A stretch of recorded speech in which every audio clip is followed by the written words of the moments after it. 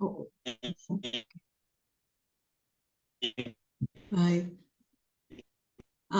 Kayaknya pesertanya malah nggak semakin nambah, tapi semakin berkurang ya, guys. Ya udah, tidak apa-apa. Ini juga kita baru mencoba ya, kira-kira kalau kayak model kayak gini teman-teman terbantu enggak? Nanti di forum presensi di situ saya juga ingin menanyakan ke teman-teman yang menjadi peserta coaching klinik ya, kira-kira apa masukannya untuk kegiatan yang seperti ini. Silakan memberikan saran di situ, kita akan tampung. Semoga nanti kalau ada kegiatan sejenis kita bisa lebih baik. Itu oke, yang hari Jumat kemarin gimana? Semakin bingung, semakin jelas? Kak Abror, terus siapa aja kemarin? Kak Amel ya, kemarin juga ikut ya. Gimana Kak? Semakin jelas setelah ada materi dari Pak Andreas dan Bu Devi? Ya udah, sambil jalan ngerjain skripsi, yang penting tetap semangat ya. Nah, hari ini kita akan masuk ke materi terkait penulisan bab 4 dan 5. Itu seperti apa? Ya, bab 4 untuk skripsi reguler nanti akan disampaikan oleh Bu Zahrotus Zaida ya. Kemudian untuk non reguler nanti akan disampaikan oleh Pak Alfian Al-Rasyid Ajibuloh. Itu oke. Kira-kira nanti kalau ada pertanyaan boleh silahkan ya disampaikan apa saja pertanyaannya. Kemudian yang berikutnya saya mau mengingatkan Kak terkait administrasi, jangan lupa yang belum submit judul ke prodi dulu ya Kak ya. Habis dari prodi setelah dapat surat keterangan dari prodi, silakan lanjut ke DAAK. Jadi silakan tunggu sampai ada SPD baru kemudian ngadep ke dosen ya. Jangan apa namanya menunda-nunda, karena kalau menunda-nunda takutnya saat menjelang mau sidang pendadaran Anda belum ada SPD nanti mundur lagi. Itu ya Kak ya, saya ingatkan. Oke, hari ini coaching klinik hari ini akan dipandu oleh bukan dia atau Pak Wiwit? Bebas. Ya Allah, lirih banget. Lirih banget apanya? Distract. Distract. Aduh, lirih banget katanya. Ya udah, sama Pak Wiwit ya gantian. Kemarin udah saya nih. Hari ini Pak Wiwit bersedia menjadi moderator? Oke, terima kasih Pak Wiwit, lagi semangat banget nih kayaknya dia. Baik, kita nanti akan dipandu oleh Pak Wiwit untuk apa coaching klinik pada hari kedua ini. Silahkan Pak Wiwit untuk lanjut. Oke, terima kasih Bu Monik. Suara saya kedengeran nggak? Dengar, Pak. Kedengeran, Pak. Hari ini kita ada di Kedengar. acara coaching klinik yang kedua ya. Setelah kemarin kita udah ngomongin bab 1 sampai bab 3 di hari Jumat. Mungkin nanti kalau masih ada pertanyaan terkait itu bisa ditanyakan kembali sekarang. Cuman hal yang membuat apa ya kita ingin tahu nih kira-kira kesulitan untuk membuat skripsi itu apa sih? Ataukah dari dosennya kah? Atau dari substansi skripsinya? Kira-kira dari mana nih? Menurut teman-teman aja.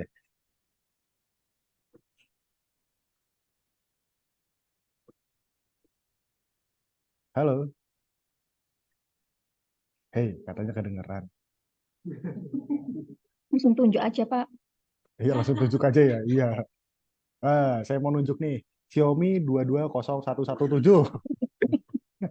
Xiaomi. Dengan mas siapa? Dengan mas siapa, Mas? Xiaomi 220117. Dengan Mas Lingga, Pak. Oh iya, Lingga. Lingga, IKA berapa, Mas? Angkatan berapa? Angkatan 18. Ih, angkatan 18. Gini, Mas Lingga angkatan 18 nih, udah dapat dosen pembimbing belum Mas Lingga? Sudah, Pak. Sudah. Udah ya? Skripsinya Sudah. udah jalan Mas Lingga? Bab 3, sekarang mau lanjut bab 4. Wah, berarti bulan depan bisa sidang, Mas, kalau gitu. Semoga lancar ya. Ada kesulitan nggak Mas Lingga untuk mengerjakan skripsinya? Kalau nah ini ceritanya bab 4 kemarin, Pak. Soalnya kemarin ada perubahan soal rumusan masalah. Jadi yang rumusan awalnya itu A, yang dosen pembimbingnya diganti yang B gitu loh. Oh, oke. Terus? Jadi untuk bab 4-nya bingung. Jadi perubahan rumusan masalah itu kemarin. Oke, gak usah bingung. Nanti sekalian aja konsultasi sama Bu Zahra. Hari ini Bu Zahra yang menjadi pembicaranya untuk yang reguler. Reguler ya, Mas Lingga ya. Ya, Oke, ini kayaknya saya nggak asing nih dengan nama ini. Mel, Amelia, Nanda. Iya, Pak. Skripsimu sampai mana, Mel? Kamu ngambil reguler atau non reguler? Ambil yang reguler, Pak. Oke, Iya, sampai berapa? Udah sampai bab berapa? masih masih di awal, Pak. Iya, berarti bab 1 ya. Iya, Pak. Ibu Oke, nggak apa-apa, masih judul. Cuman judulnya udah fix kan? Maksudnya judulnya udah ada, Sudah. udah sempat konsultasi. Oke, nah semoga lancar. Nanti kita juga bisa membahas terkait dengan bab 1 ya, ibu-ibu. Iya. Untuk teman-teman yang masih bab 1. Nggak apa-apa, seenggaknya kalau kita udah ada pandangan untuk riset, ngerjain riset itu gampang kok. Dan yang penting, ngerjain riset itu sesuai dengan keinginan kita. Dalam hal kita mengerjakan apa yang kita sukai, kita mengerjakan apa hal yang kita pengen tahu. Itu yang pertama. Kalau ikut-ikutan gimana? Wah, ikut-ikutan kita nggak suka dengan topiknya atau kita nggak suka dengan judulnya, bisa enak muntah-muntah. Maka dari itu, untuk mengerjakan skripsi atau apapun itu, kita harus mempunyai keinginan untuk tahu di bidang itu. Deskripsi nggak bisa ikut-ikutan. Oke. Dan untuk selanjutnya ke reguler dulu. Nanti ada penjelasan terkait bab 4 dan bab 5 oleh Bu Zahra Tusaida. Dan untuk non-regulernya kita ada penjelasan dari Pak Alfian Al-Rasid Ajibullah. Gitu ya. Untuk yang pertama silahkan Bu Zahra. Oke, terima kasih Pak Wiwit. Izin share screen dulu ya. Bentar, bentar, bentar.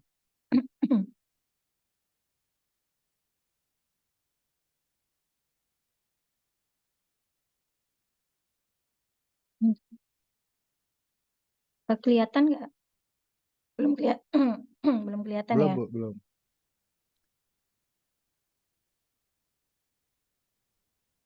Bentar, bentar.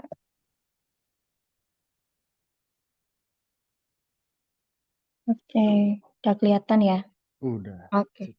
Ih, Oke, teman-teman, kita mulai ya dari sini dulu. Oke, saya awali dulu. Assalamualaikum warahmatullahi wabarakatuh. Selamat pagi teman-teman semuanya, pejuang skripsi. Masya Allah, Alhamdulillah ya. Pagi Bu Sehat-sehat semua ya. Zahro. Sehat-sehat ya. Alhamdulillah ya, semoga sehat. Oke teman-teman, kemarin udah dijelasin sama Bu Devi terkait bab 1, bab 2, dan bab 3. Kali ini saya akan menjelaskan terkait bab 4 dan bab 5. Karena saya reguler, jadi saya akan menjelaskan yang skema reguler dulu ya. Nanti dilanjutkan oleh Pak Alfian sebagai non-reguler. Nah, sebelum itu saya mau flashback dulu ke Bu Devi kemarin. Kemarin itu nanggung banget ya bab 3 ya. Jadi nanti bab 3 ini, jadi saya nggak terlalu banyak jelasin bab 3, tapi intinya teman-teman, untuk bab 3 ini silahkan kalian paparkan dengan menceritakan bagaimana kalian melakukan penelitian.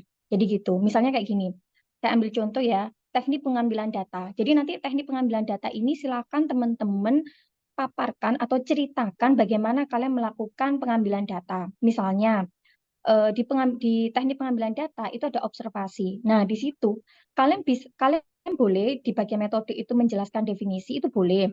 Tapi saran saya di bagian metode penelitian jangan terlalu banyak jelasin definisi gitu. Tapi jelasin alur bagaimana kalian itu melakukan penelitian, karena nanti penguji itu kan itu pasti akan menanyakan bagaimana sih cara kalian melakukan penelitian. Nah, ketika penguji nanti tanya seperti itu, kalian bisa jawab nih di bagian metode penelitian. Nah, misalnya di teknik pengambilan data ada observasi, ya kan? Nah, di observasi itu silakan kalian jelaskan bagaimana cara kalian melakukan observasi, partisipan atau tidak. Nah, itu jelaskan. Jangan cuma penelitian ini melakukan observasi non partisipan, udah titik gitu aja. Jangan, itu jelasin juga. Kenapa sih kok non partisipan? Oh, karena saya bla bla bla bla. Jadi gitu ya teman-teman ya. Jadi pada intinya di bagian bab 3 ini silahkan kalian ceritakan. Jadi, nah definisi tidak boleh terlalu banyak, definisi hanya sebagai apa ya? Misalnya kayak pembaca ini nggak paham deh, misalnya kalau triangulasi ini apa sih? Kan nggak semua pembaca kan memahami ya triangulasi itu seperti apa. Nah, itu silakan teman-teman bisa definisikan. Misalnya triangulasi waktu adalah bla bla bla bla bla bla gitu. Itu nggak apa-apa.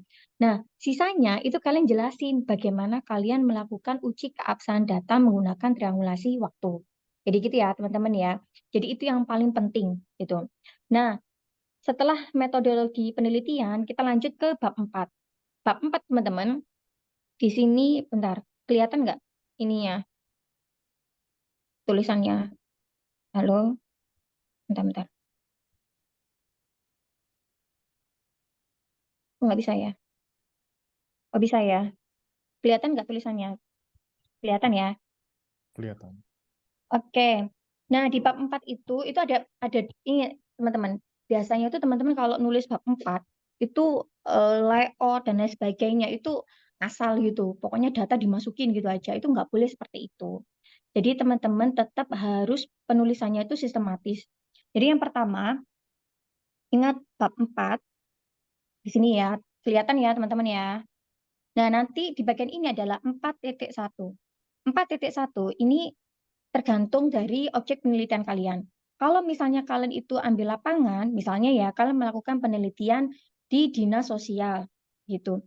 Perlu nggak? Sebenarnya kalau kalian memaparkan profil dinas sosial itu tergantung juga. Tergantung misalnya kalau kalian ambil divisi A gitu. Dan divisi A tidak semua orang mengetahui. Itu silakan kalian paparkan.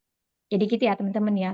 Tapi kalau misalnya wah, ini perusahaan yang semua orang udah tahu lah gitu. Kamu ngambil objek penelitian atau ngambil aspek yang akan kalian teliti itu adalah secara general. Itu nggak perlu kalian paparkan. Tapi kalau misalnya kalian meneliti organisasi lah, katakan ya, organisasi X, silakan paparkan di sini. Karena tidak semua orang itu tahu organisasi X itu seperti apa. Ini ya, kelihatan ya di sini ya, saya nulis organisasi X. Nah, di sini silakan tulis semua sejarah, profil, sejarah, dan lain sebagainya yang berkaitan dengan penelitian kalian. Kalau misalnya organisasi X ini yang kalian bidik itu adalah bagian misalnya divisi kehumasan, silakan di bagian profil ini perbanyak di bagian kehumasan penjelasannya. Itu jadi lebih mengerucut gitu. Jadi biar nanti ketika penguji kalian tanya, misalnya kenapa kok divisi humas itu seperti ini, kenapa humas seperti itu kalian bisa langsung buka. Jadi nggak langsung nyari-nyari gitu. Jadi yang penting itu adalah poinnya. Jadi seperti itu ya teman-teman ya, padat gitu. Jadi di sini silakan jelasin organisasi X. Perlu perlu logo nggak? Nggak apa-apa kalau misalnya ya ada namanya outlet biru gitu. Ternyata outlet birunya tuh ada banyak gitu. Nah, karena untuk menghindari pemahaman pembaca bahwa yang outlet biru itu yang bukan itu tapi yang ini, silakan kasih logo. Nah, kalau kalian kasih logo berarti otomatis kalian harus menjelaskan kenapa warna biru, kenapa bentuknya seperti itu. Jadi itu semua harus kalian jelaskan. Jadi gitu ya, jadi nggak boleh asal tempel logo itu. Jadi kalau misalnya kalian nempel logo di dalam profil ini, kalian harus bertanggung jawab untuk menjelaskan arti dari logo tersebut. Jadi gitu ya teman-teman ya.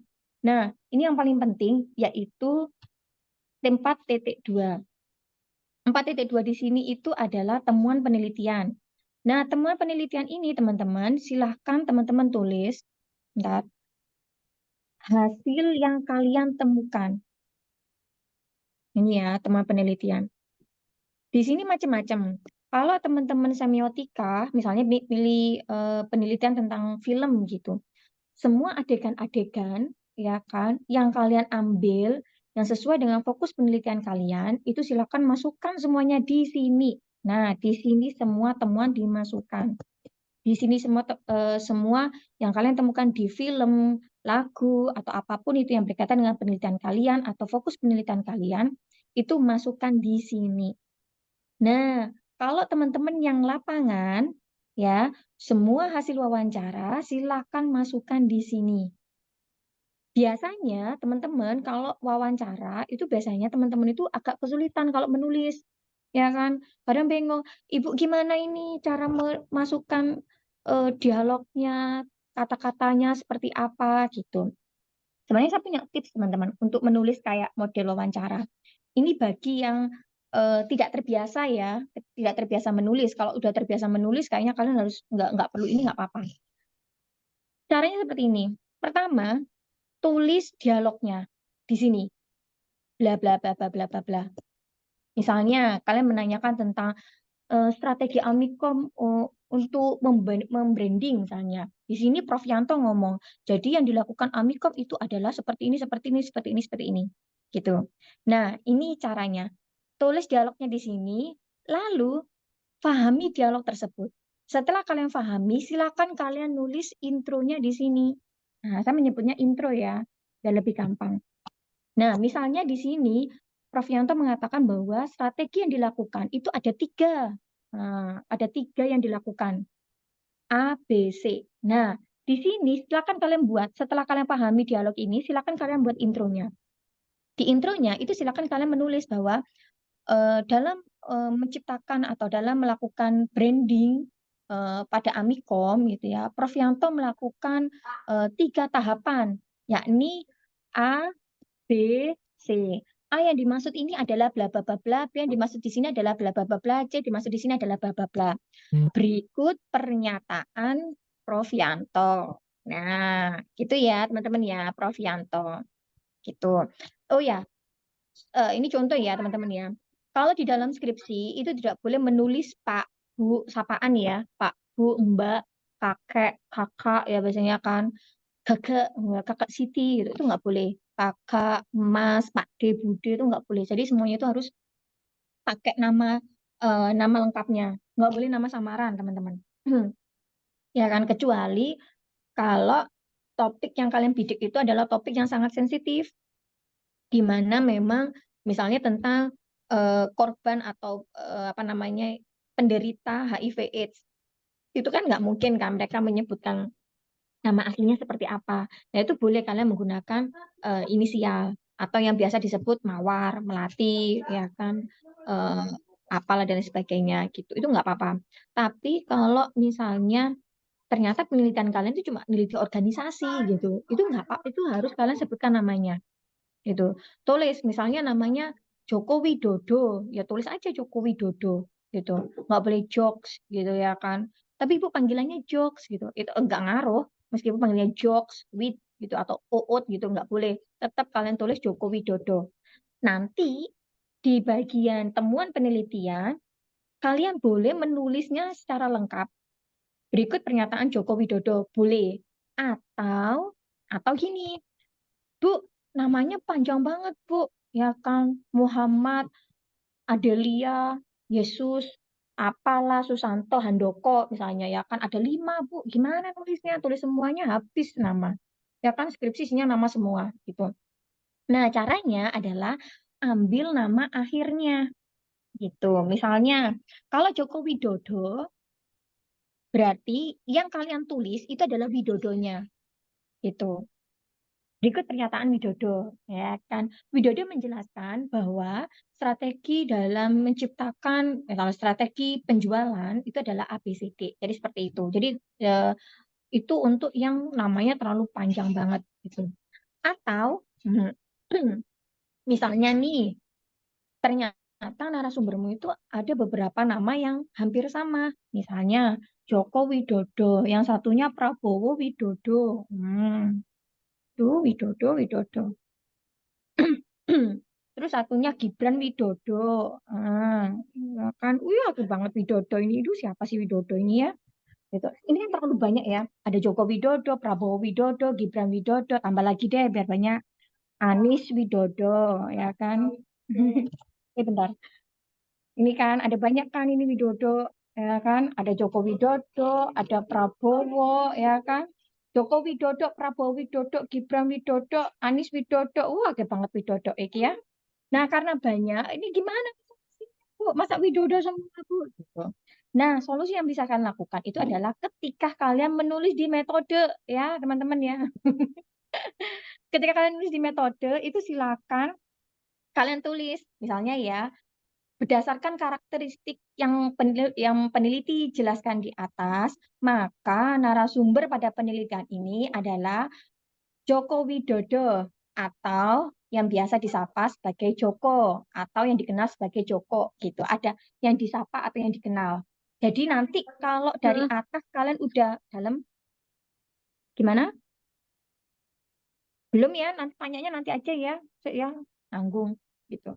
Jadi nanti gitu ya teman-teman ya. Jadi harus kalian jelaskan dulu di bagian metode atau pemaparan narasumber itu. Nah, di narasumber itu kan ada penjelasannya. Misalnya Joko Widodo atau yang biasa disapa sebagai Joko atau yang dikenal dengan nama Joko gitu. Jadi nanti di belakang di bagian pembahasan kalian nulis berikut pernyataan Joko itu nggak dosa gitu ya. Itu nggak apa-apa gitu ya. Masih halal lah hukumnya gitu ya teman-teman ya. Terus kalian menyebut Prabowo tanpa nama akhir Widodo itu nggak apa-apa. Jadi gitu, dengan catatan di atas kalian udah jelasin bahwa Joko Widodo itu dikenal sebagai Joko, Prabowo Widodo itu dikenal sebagai Prabowo, dan seterusnya. Jadi gitu ya teman-teman ya, ingat. Jadi nggak boleh nulis nama lengkap gitu ya, karena nanti banyak, apalagi sekarang itu ya namanya panjang banget ya, wah ada 5 itu ya namanya itu. Nah itu kan nggak mungkin kalian tulis semuanya. Kalau kalian tulis semuanya, skripsi kalian isinya nama tok ya kan, terus hasilnya apa, nggak ada, mending hapus ya gitu ya. Oke, aman di sini. Nah, kita mulai lagi. Itu tadi gitu teman-teman. Jadi di temuan penelitian ini untuk yang lapangan wawancara silakan tulis dengan lengkap pernyataan Widodo seperti ini, seperti ini, seperti ini. Nah, di sini misalnya nih Bu, aku meneliti tentang strategi Instagram nih Bu, gitu kan, akun misalnya Prabowo Merdeka, misalnya ya, akun Prabowo Merdeka Bu. Ini contoh ya, akun namanya tuh Prabowo Merdeka. Prabowo Merdeka. Perbandingan dengan akun, misalnya ya, kamu meneliti tentang strategi Prabowo Merdeka dengan strategi makan siang gratis, misalnya. Nah, ini ada 2 akun nih, ya kan? Nah, Prabowo Merdeka makan siang gratis nih, Bu. Ya. Nah, gini teman-teman. Kalau kalian meneliti akun, ini biasanya banyak banget yang meneliti akun-akun ini. Silahkan teman-teman, kalau meneliti akun itu silahkan melakukan di screenshot atau di tangkapan layar. Jadi gitu.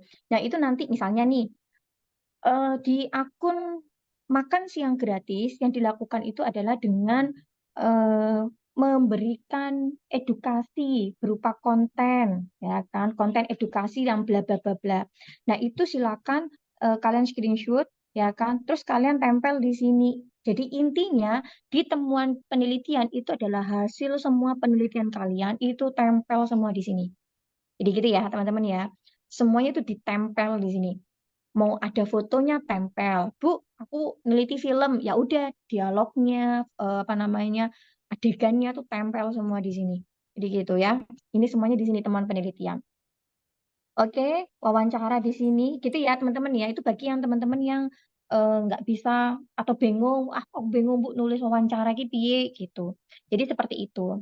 Nggak untuk berapa narasumber, Bu ini narasumber enaknya berapa ya Bu? 50 kah atau 100 gitu.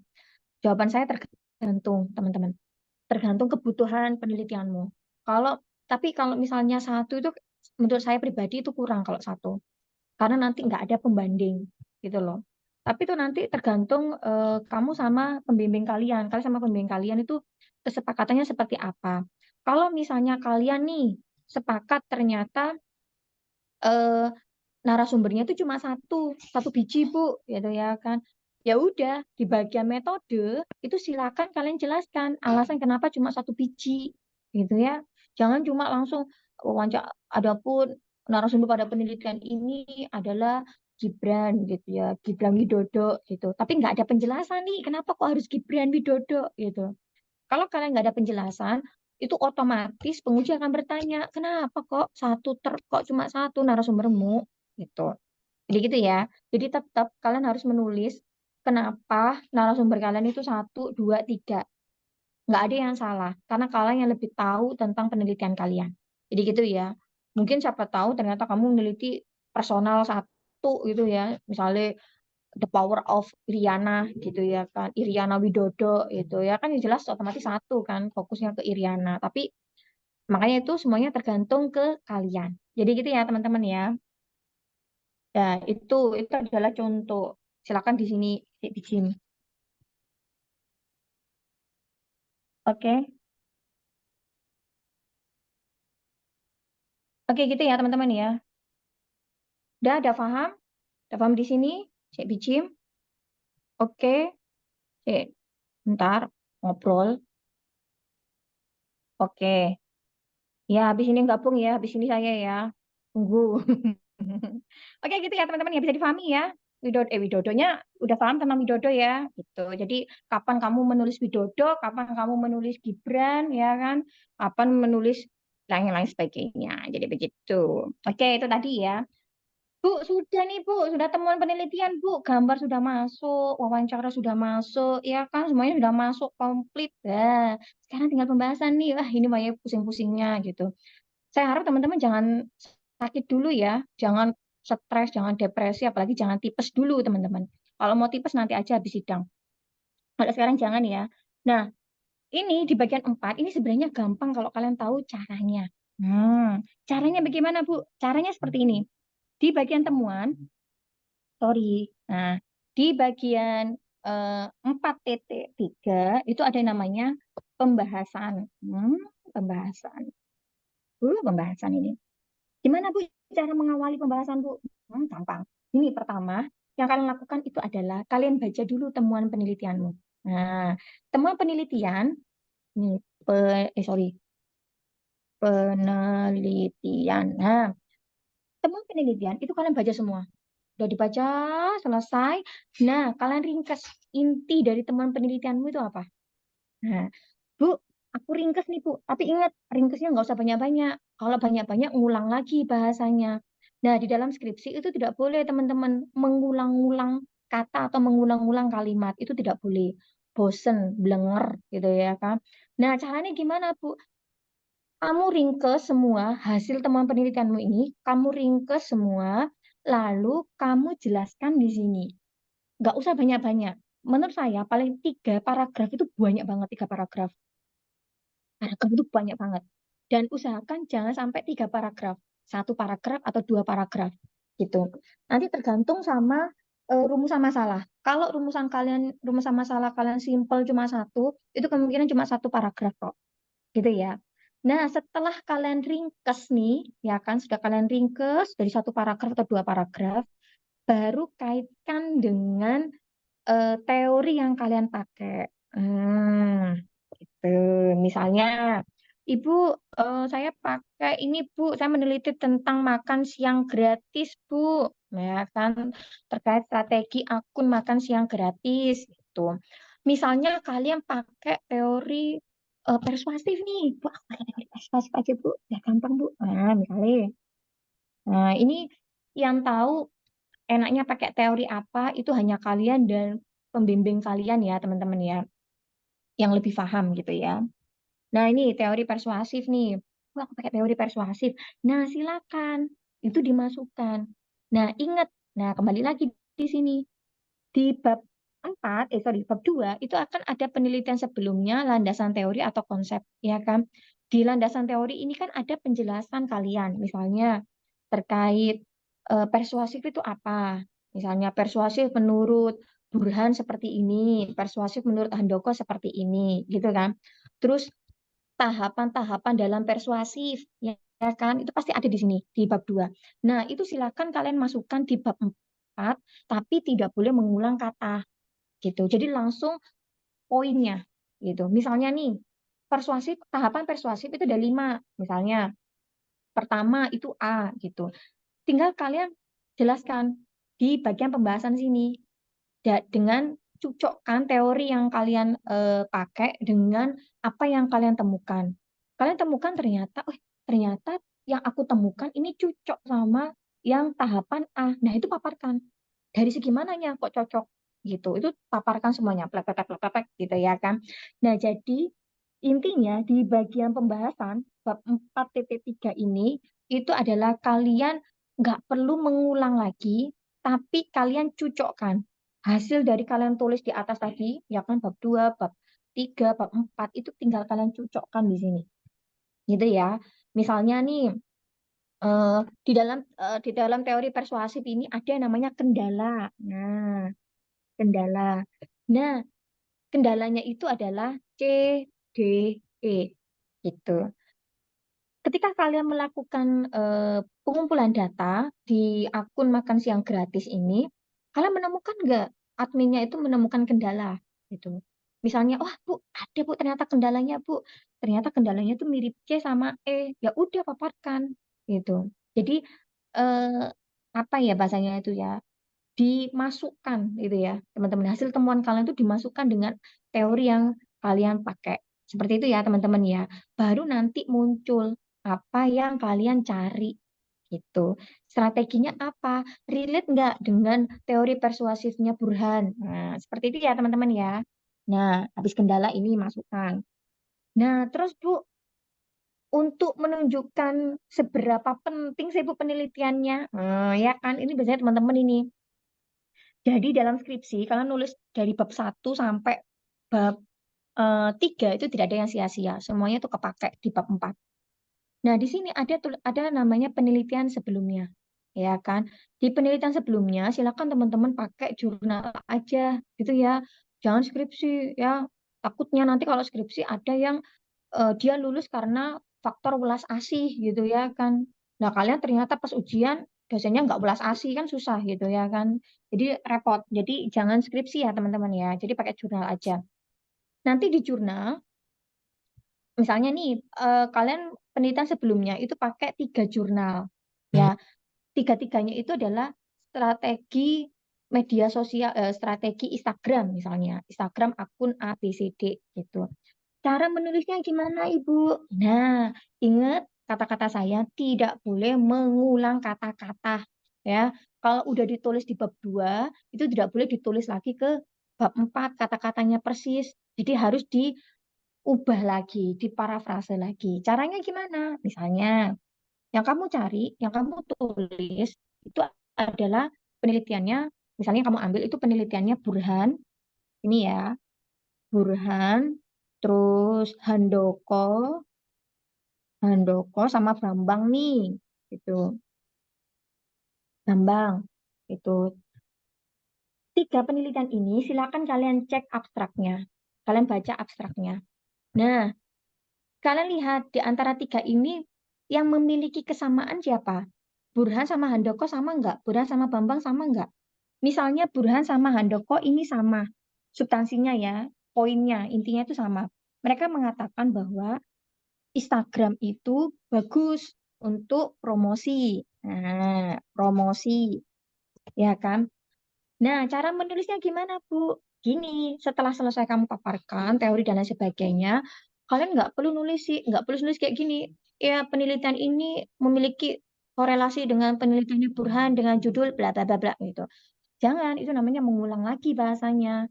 Nah, gimana caranya nggak mengulang? Caranya adalah kamu tulis penelitian ini untuk menunjukkan sisi urgensi atau novelty dalam penelitian ini, ya kan? Yaitu kalian terangkan di bagian ini. Penelitian ini memiliki relevansi dengan penelitiannya Muhammad Burhan dan Muhammad Handoko, gitu. Yakni di bagian ini, gitu. Jadi kalian nggak perlu memaparkan satu per satu. Kalau kalian memaparkan Burhan ini, Handoko ini, Bambang ini, itu kelihatan banget kalau kalian nggak baca penelitian terdahulunya. Nah, itu kena itu. Oh, apalagi kalau saya pengujinya, oh, kena itu. Habis itu ya. Jadi, jangan kayak gitu. Jadi, kelompokkan dulu. Nah, itu namanya direduksi, teman-teman. Dikelompokkan dulu penelitiannya. Terus yang memiliki substansinya yang hampir sama mana? Oh, Burhan sama Handoko. Ya udah, ini jadikan satu paragraf atau 2 paragraf. Dibahas lagi, gitu. Dan tunjukkan sisi novelty-nya. Bu, ini kan sama-sama Instagram, Bu. Ya kan? Nanti kalau kamu nggak bisa menunjukkan sisi novelty-nya atau kebaharuannya di mana nih, gitu. Skripsimu bisa dikatakan sebagai plagiasi. Cuma beda akunnya aja, gitu. Jangan beda akunnya aja, tunjukkan nih. Bedanya di mana, gitu. Kalau di sini, di Burhan Handoko, tulisannya bahwa, ya cara strategi promosi di Instagram yang bagus itu adalah dengan membuat konten menari-nari, misalnya kayak gitu. Kamu tunjukkan bahwa di dalam penelitian Burhan dan Handoko dijelaskan bahwa membuat postingan menari itu menarik followers gitu. Namun dalam penelitian ini menunjukkan bahwa menari itu ternyata tidak relate gitu loh.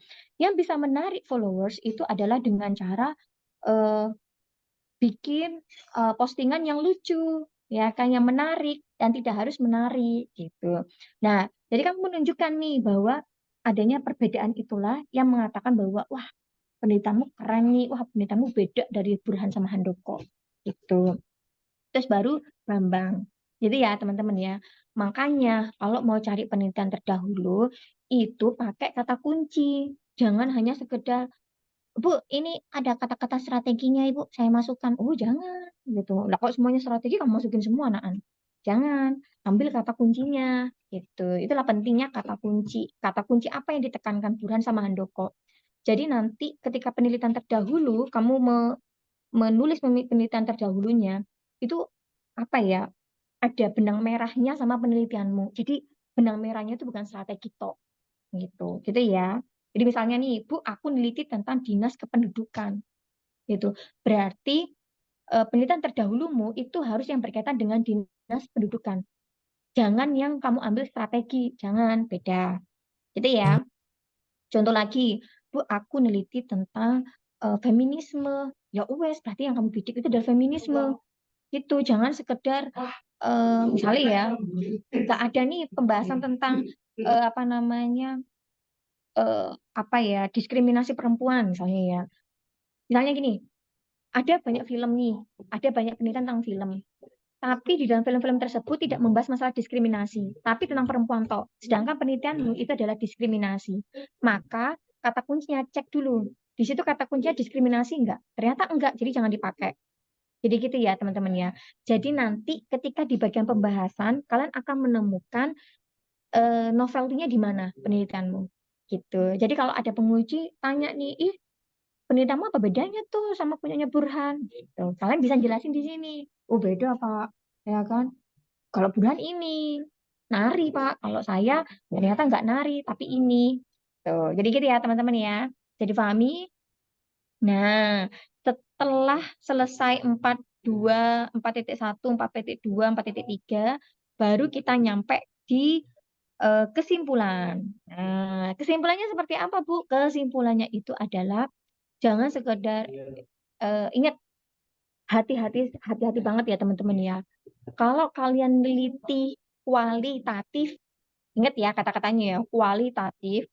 Jadi tidak boleh kalian menggunakan kata-kata ternyata ada pengaruh.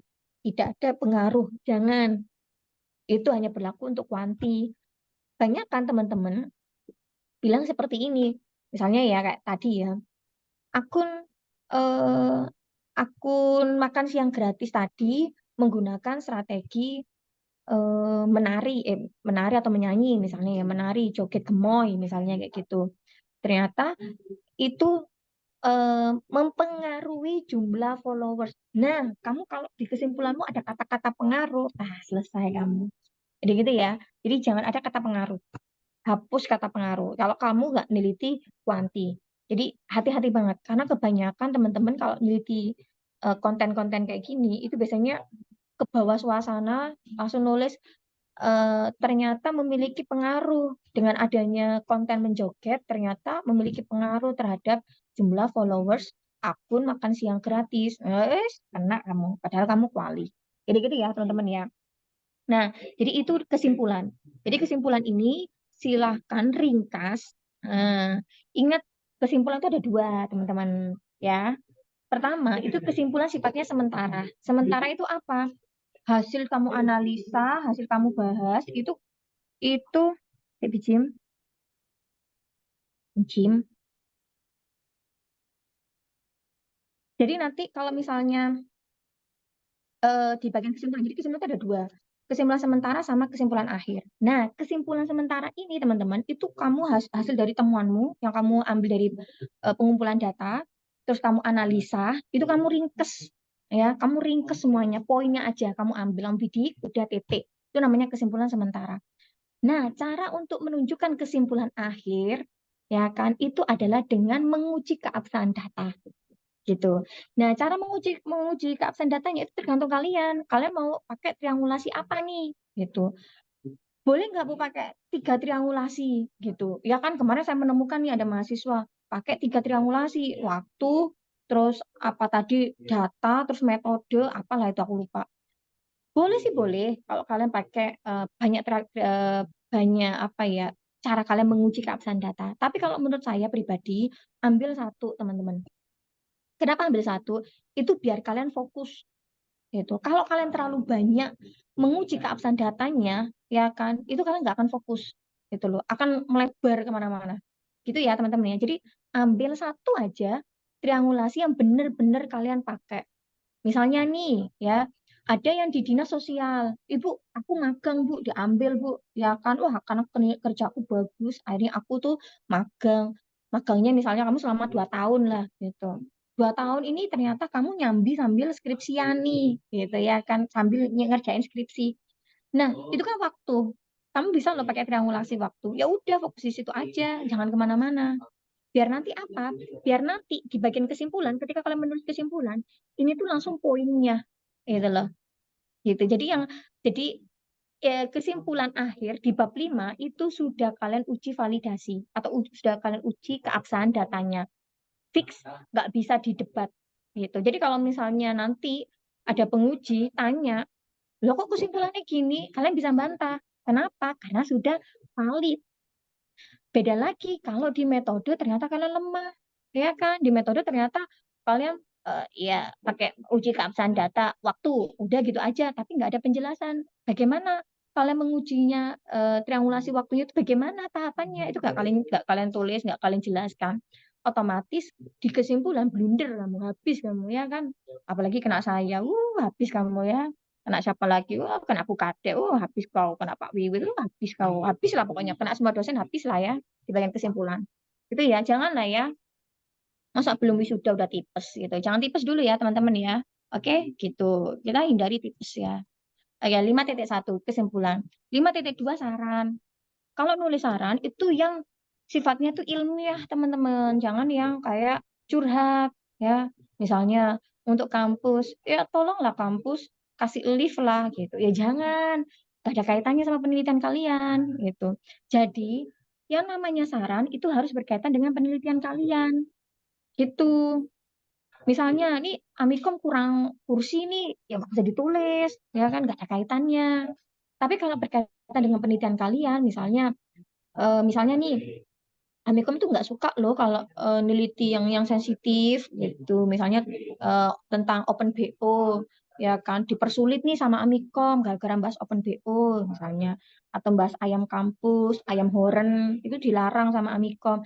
Nah itu kalian bisa masukin ke saran, gitu tulis aja eh, untuk melakukan transparansi terhadap penelitian untuk mempermudah mahasiswa dalam melakukan penelitian bla bla bla bla gitu. Jadi intinya saran itu harus berkaitan dengan penelitianmu. Jadi nggak usah bahas kursi meja karena aku pernah melihat ada mahasiswa itu nulis saran tambahin kursi karena kurang kursi. Haru gitu loh. Emang kalian sarpras gitu. Jadi gitu ya teman-teman ya. Jadi itu adalah kesimpulan dan saran. Gampang banget. 1 hari selesai nih ya. Aman? Ada yang ditanyakan teman-teman? Aman ya kayaknya ya.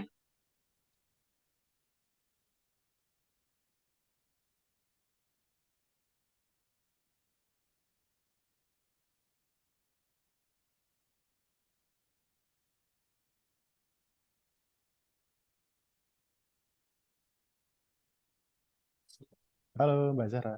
Bu Zara, nggak ada suaranya.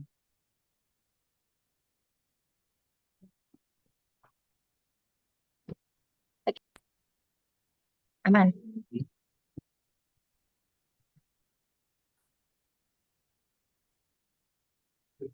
Oke.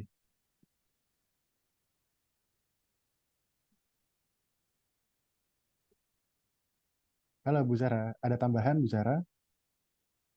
Kalau di aku aman, tapi nggak tahu teman-teman kalau mau tanya. Oke, iya. Thank you, matur nuwun, Ibu Zahratus Saidah.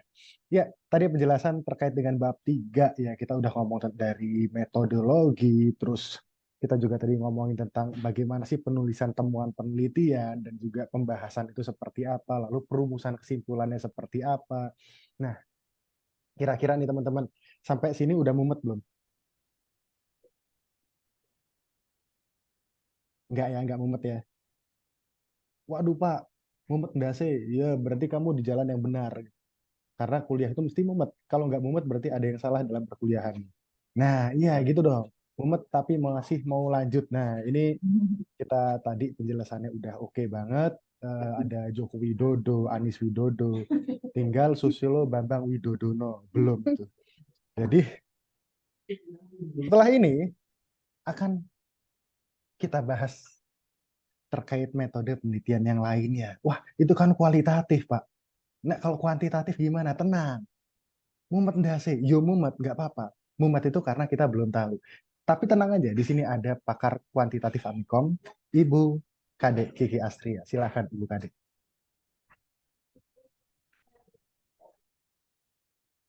Baik, terima kasih Pak Wiwit. Oke, ini tadi ada, dari Kak Ihya, mumet tapi masih mau lanjut. Nah, gitu dong, itu baru benar. Mumet tapi masih mau lanjut gitu ya teman-temannya. Tadi sudah dijelaskan mengenai bagaimana sih cara menulis bab 4 dan bab 5 gitu ya. Sekarang sebelum kita masuk ke materi, bukannya mau tanya dulu dong ke teman-teman, di antara teman-teman yang ada di sini, kira-kira ada nggak yang mau ngambil penelitian kuantitatif? Ada nggak ya kira-kira?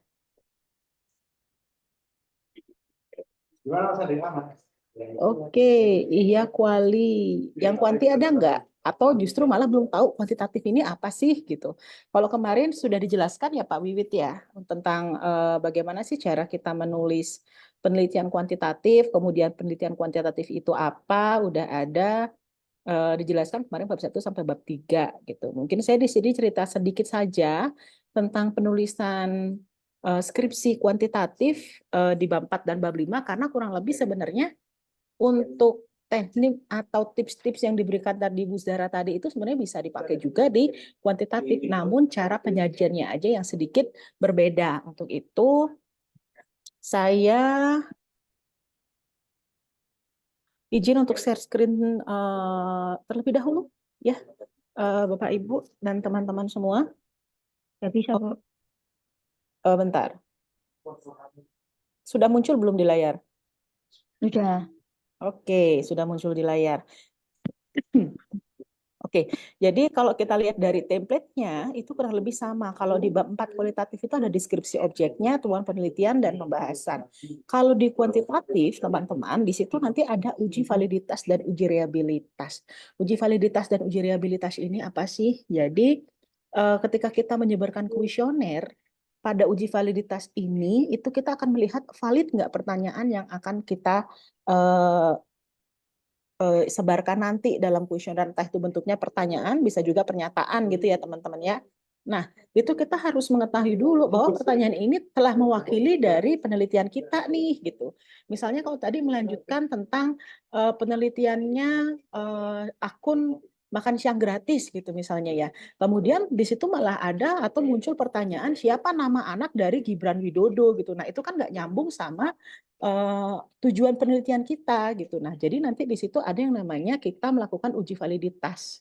Nah, di situ sudah ada rumus-rumusnya, tapi nanti uji validitas dan uji reliabilitas ini bisa dilakukan dengan dua cara. Yang pertama, kita menyebarkan mungkin 10 kuesioner terlebih dahulu, untuk nanti kita olah menggunakan rumus uji validitas dan uji reliabilitasnya, nanti di sana muncul apakah semuanya valid dan reliable untuk dijadikan sebagai pertanyaan atau pernyataan dalam pengumpulan data kita atau tidak gitu.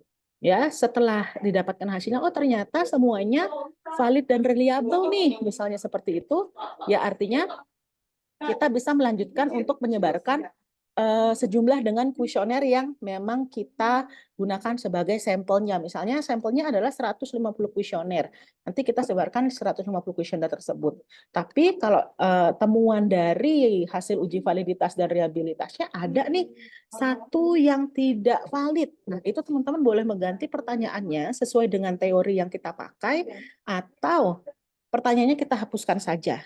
Gitu. Jadi balik lagi teman-teman, yang namanya kuantitatif itu penelitian kita adalah menguji teori. Jadi pertanyaan ataupun pernyataan itu tidak akan pernah lepas dari teori yang akan kita gunakan, gitu ya. Nah, kemudian cara yang kedua adalah penyebaran kuesioner untuk menguji validitas dan reliabilitas kita lakukan sekalian dengan penyebaran 100 kuesioner atau sesuai dengan jumlah sampelnya. Itu diperbolehkan. Kemudian, Bu, kalau misalnya ada yang nggak valid nih, gimana, Bu? Ya, nanti kita tinggal menghapus butir pernyataan atau butir pertanyaan yang ada di kuesioner tersebut, teman-teman. Ya, itu tidak dipermasalahkan, mungkin karena ada keterbatasan waktu atau keterbatasan dana dari penelitiannya, itu nanti bisa dilakukan secara sekaligus. Asalkan nanti pertanyaannya itu enggak, misalnya 50% tidak valid. Nah, jangan sampai seperti itu. Kalau kita membuat pernyataan atau pertanyaan berdasar dari teori, itu saya yakin tidak ada yang tidak valid dan tidak reliable. Itu pasti valid dan reliable biasanya, gitu. Ya. Nah, kemudian setelah itu baru kita masuk ke hasil penelitian dan juga pembahasan. Jadi di bab 4 tadi kan udah dikasih tahu sama Bu Zahra cara penulisannya ya, 4.1 itu hasil uji validitas dan reliabilitas, 4.2 itu hasil penelitiannya. Nah, bedanya hasil penelitian dengan pembahasan di sini apa? Kalau untuk hasil penelitian, oke, kita lihat ini contoh skripsi saya ya. Jadi nanti kalau misalnya penelitiannya bersifat kuantitatifnya itu bersifat deskriptif, ada juga yang bersifat analitik gitu ya. Nah, ada yang analitik asosiatif, ada yang deskriptif dan sebagainya. Kalau misalnya deskriptif artinya pada 4.2 di bagian hasilnya itu kita menyampaikan deskripsi variabel penelitian kita. Kalau saya kemarin itu dulu ambil judul adalah pengaruh tingkat kepuasan komunikasi downward terhadap kinerja karyawan Dinas Pendidikan dan Pariwisata Kabupaten Buleleng, Bali gitu ya. Jadi ada beberapa variabel nih di sini. Kita harus tahu dulu ya. Nanti kita akan mendeskripsikan variabel-variabel itu ada apa aja. Yang pertama ada variabel tingkat kepuasan komunikasi downward. Kemudian yang kedua ada variabel kinerja karyawan ya, atau biar gampang aja teman-teman, biar nggak bingung, kita bisa nyebutnya ada variabel X dan variabel Y gitu ya. Nah, di situ isinya apa aja? Di situ kita akan menjelaskan bahwa di variabel X itu ada beberapa butir atau beberapa item pernyataan yang ada di kuesioner. Kemudian itulah yang akan kita tulis nanti. Nah, kan misalnya tabel 4.1 karena memang untuk kuantitatif itu tabelnya pasti akan banyak sekali ya teman-temannya. Butir pertanyaan pertama apa? Atasan menjelaskan tujuan organisasi gitu kan. Yang menjawab tidak setuju berapa orang. Nah, secara frekuensi nanti kita tulis di sini ada sekian. Kemudian yang netral berapa orang, yang setuju berapa orang gitu ya. Nah, nanti dari 67 kuesioner itu baru bisa kita persentasekan. Kalau yang nggak setuju satu orang, itu berarti kira-kira sebesar 1,5%. Dan dari data ini bisa kita lihat bahwa yang setuju itu 79,1%. Untuk itu nanti kita bisa mengambil kesimpulan bahwa oh ternyata atasan itu dapat menjelaskan tujuan organisasinya gitu ya. Nanti dituliskan seperti ini. Begitu juga di butir pernyataan kedua, pernyataan ketiga. Kalau misalnya ada 10, kita jelaskan ke 10-nya.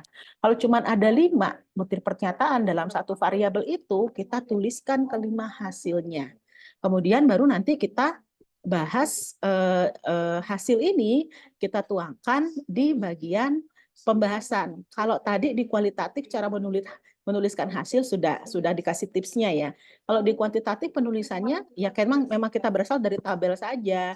Jadi disinilah nanti setelah di bawah tabel itu baru nanti kita berikan penjelasan ya kurang lebih 1 paragraf gitu ya teman-temannya yang menjelaskan bahwa oh di butir pertanyaan ini yang jawab setuju sekian, yang jawab tidak setuju sekian. Artinya apa?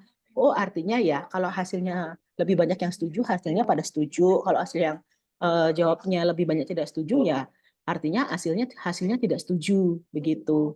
Nah, kemudian sebentar. Di 144, oke, 134.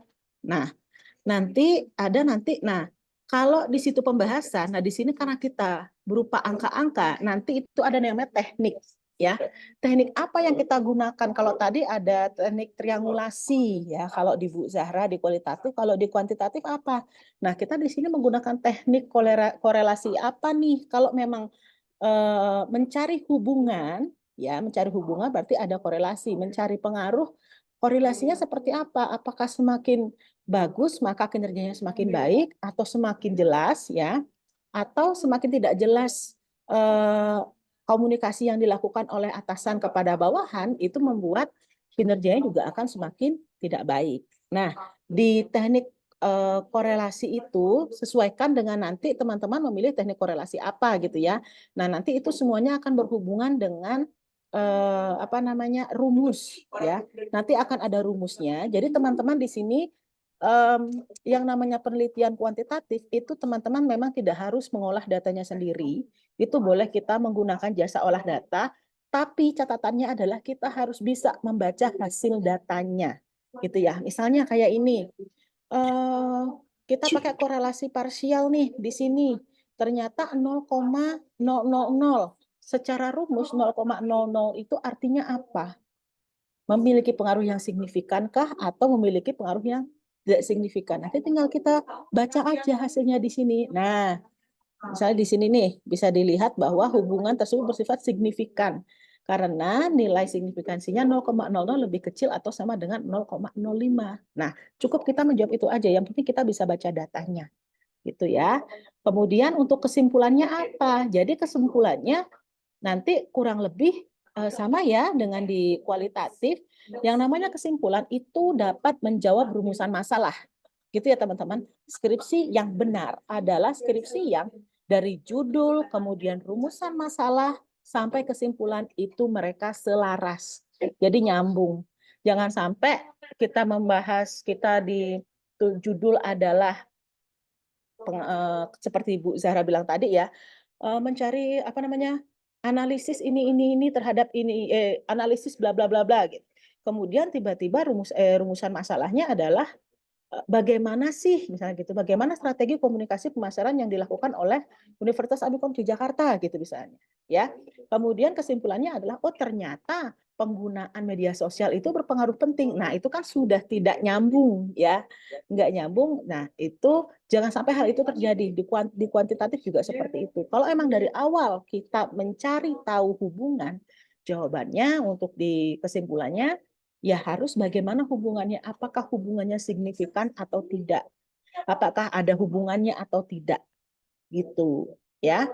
Nah, jadi itu tadi ya intinya teman-teman untuk menulis kesimpulan itu ada yang namanya korelasi atau hubungan antara judul, kemudian latar belakang, kemudian rumusan masalah yang dibahas dan juga kesimpulannya. Intinya kesimpulan itu menjawab dari rumusan masalahnya gitu.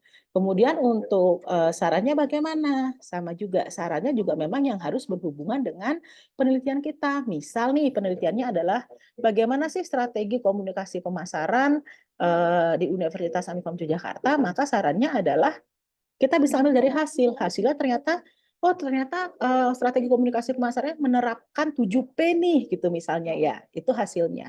Oke, dari 7P itu ternyata yang paling banyak digunakan adalah media personal selling misalnya atau advertisingnya, periklanannya.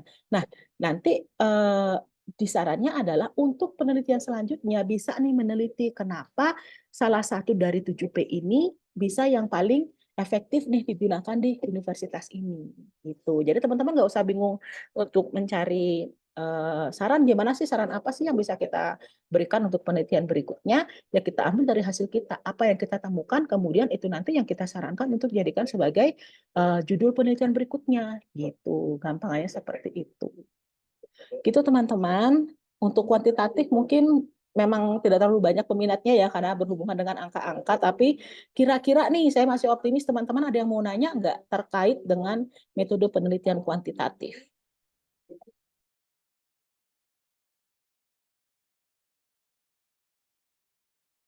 Bagaimana teman-teman? Wah, pesertanya langsung berkurang nih Pak Wiwit nih. Saya baca bahas tentang kuantitatif, pesertanya langsung berkurang.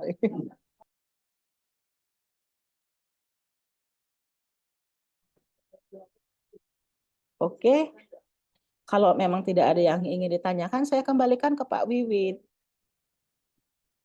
Oke, terima kasih Bu Kade. Terkait dengan kuantitatif, hal yang menarik adalah kalau kuantitatif itu adalah konfirmasi teori. Dan ketika kita ngomong penelitian, kalau kualitatif itu pengembangan atau apa namanya hal yang relevansi dengan suatu fenomena ataupun teori. Ya, dari sini gimana teman-teman? Apakah ada kebingungan atau pertanyaan? Mungkin sampai sini belum ada ya. Sampai sini belum ada. Kalau ada, saya minta dicatat dulu pertanyaannya. Nanti di akhir sesi kita akan buka diskusi. Seperti itu ya. Nah, sekarang tadi kita udah ngomong kualitatif, terus ada kuantitatif. Selain itu ada apa lagi nih? Oke, ada non reguler, ada karya. Teman udah kita bahas bab 1 dan bab 2-nya. Terus bab 3 dan seterusnya. Kalau karya itu gimana sih? Oke, kita di sini udah ada Pak Alfian Al-Rasyid Ajibullah. Silakan Pak Alfian. Oke, suara saya terdengar ya. Hari ini kayaknya kalian langsung mendapatkan kuliah itu langsung lebih dari 2 SKS kayaknya.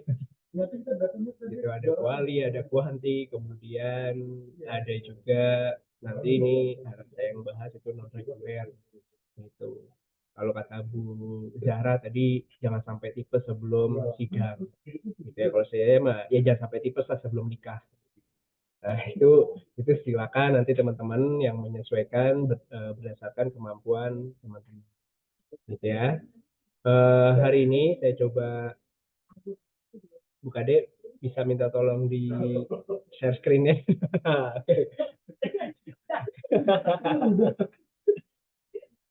Kade kayaknya masih pengen menunjukkan sisi kuantitatif gitu ya ke kalian gitu. Kayaknya Xiaomi 22. Nah, ini nama username-nya udah cocok sama kuantitatif. Untung bukan Xiaomi Wibowo gitu ya atau Widodo gitu. Oke, sekarang saya izin share untuk yang apa namanya. Nah, ini skripsi non reguler gitu ya teman-teman. Mudah-mudahan apa yang saya sampaikan ini nanti bermanfaat. Oke, skripsi non reguler. Nah, ini lanjutan dari dari Pak Andreas Widodo, gitu ya. Jadi bukan Andreas Tripamungkas.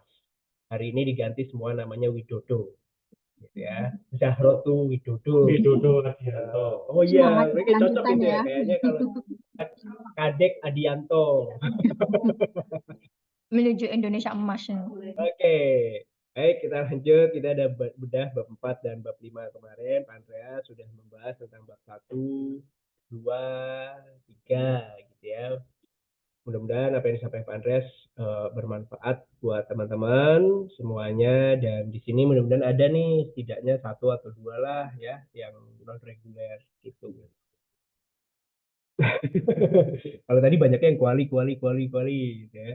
Non reguler. Oke, teman-teman, di bab 4 dan bab 5 itu kita memang melanjutkan dari apa yang sudah teman-teman kerjakan di bab 1, 2, 3. Apa sih sebenarnya bayangannya, saya coba buat sederhana gitu ya. Jadi bab 4 dan bab 5 itu merupakan pemaparan dari judul yang diangkat dan atau kalau biasanya ada beberapa yang rumusan masalah, baik tadi yang sudah kuali, kemudian kuanti, ya, jadi topiknya. Anda pengen membahas tentang apa, ya otomatis nanti bab 4 itu memaparkan, gitu ya, memaparkan apa sih yang pengen Anda sampaikan, itu intinya. Di situ kalau di awal kan urgensinya, urgensi itu kenapa sih saya harus begini, kenapa saya harus bikin film ini. Nah, ketika Anda mengangkat dari sisi hal lain, otomatis nanti akan dibedah tuh yang seperti apa, artinya bagaimana di bab 4, detailnya semuanya. Nah, itu yang nanti akan teman-teman bahas. Gitu ya. Jadi contoh ini ya, misalnya saya ngambil judul yang sering banget dilakukan. Di sini ada contoh judulnya adalah implementasi teknik neural shoot dalam film pendek gitu ya, nanti pendeknya apa dibahas gitu. Nah, pada bagian ini diimplementasi teknik mirror shoot itu, nah kita otomatis akan fokus seperti ini. Jadi bab 4, teman-teman akan fokus membahas atau memaparkan topik ini dan mengkaitkan dengan teori atau keilmuannya. Gitu kan biasanya di bab 1 itu kan ada rumusan masalah ya. Bagaimana implementasi ya. Kemudian mengapa implementasi dan lain-lain gitu. Nah, itu nanti akan dijawab tuh di bab 4 gitu, kemudian dikaitkan dengan pendekatan-pendekatan lainnya. Kenapa di sini harus dikaitkan dengan ada teori dan keilmuan gitu ya? Karena kan kita teman-teman di non reguler gitu ya, perbedaan antara non reguler dan reguler itu sendiri kan hampir mayoritas kalau non reguler itu hasil karya teman-teman gitu ya. Kalau yang reguler kan ada datanya, ada dari hasil wawancara, sumber data lain-lainnya gitu ya. Jadi nggak bisa didebat tuh. Tapi sedangkan kalau karya bisa jadi orang akan berpersepsinya liar. Otomatis dalam perihal ini teman-teman nih yang akan meyakinkan kenapa sih pada akhirnya teknik neuroshoot itu layak nih ditayangkan, dijelaskan, dijadikan sebuah penjabaran atau dikaji dalam sisi ilmiah gitu. Padahal mungkin dikit gitu ya.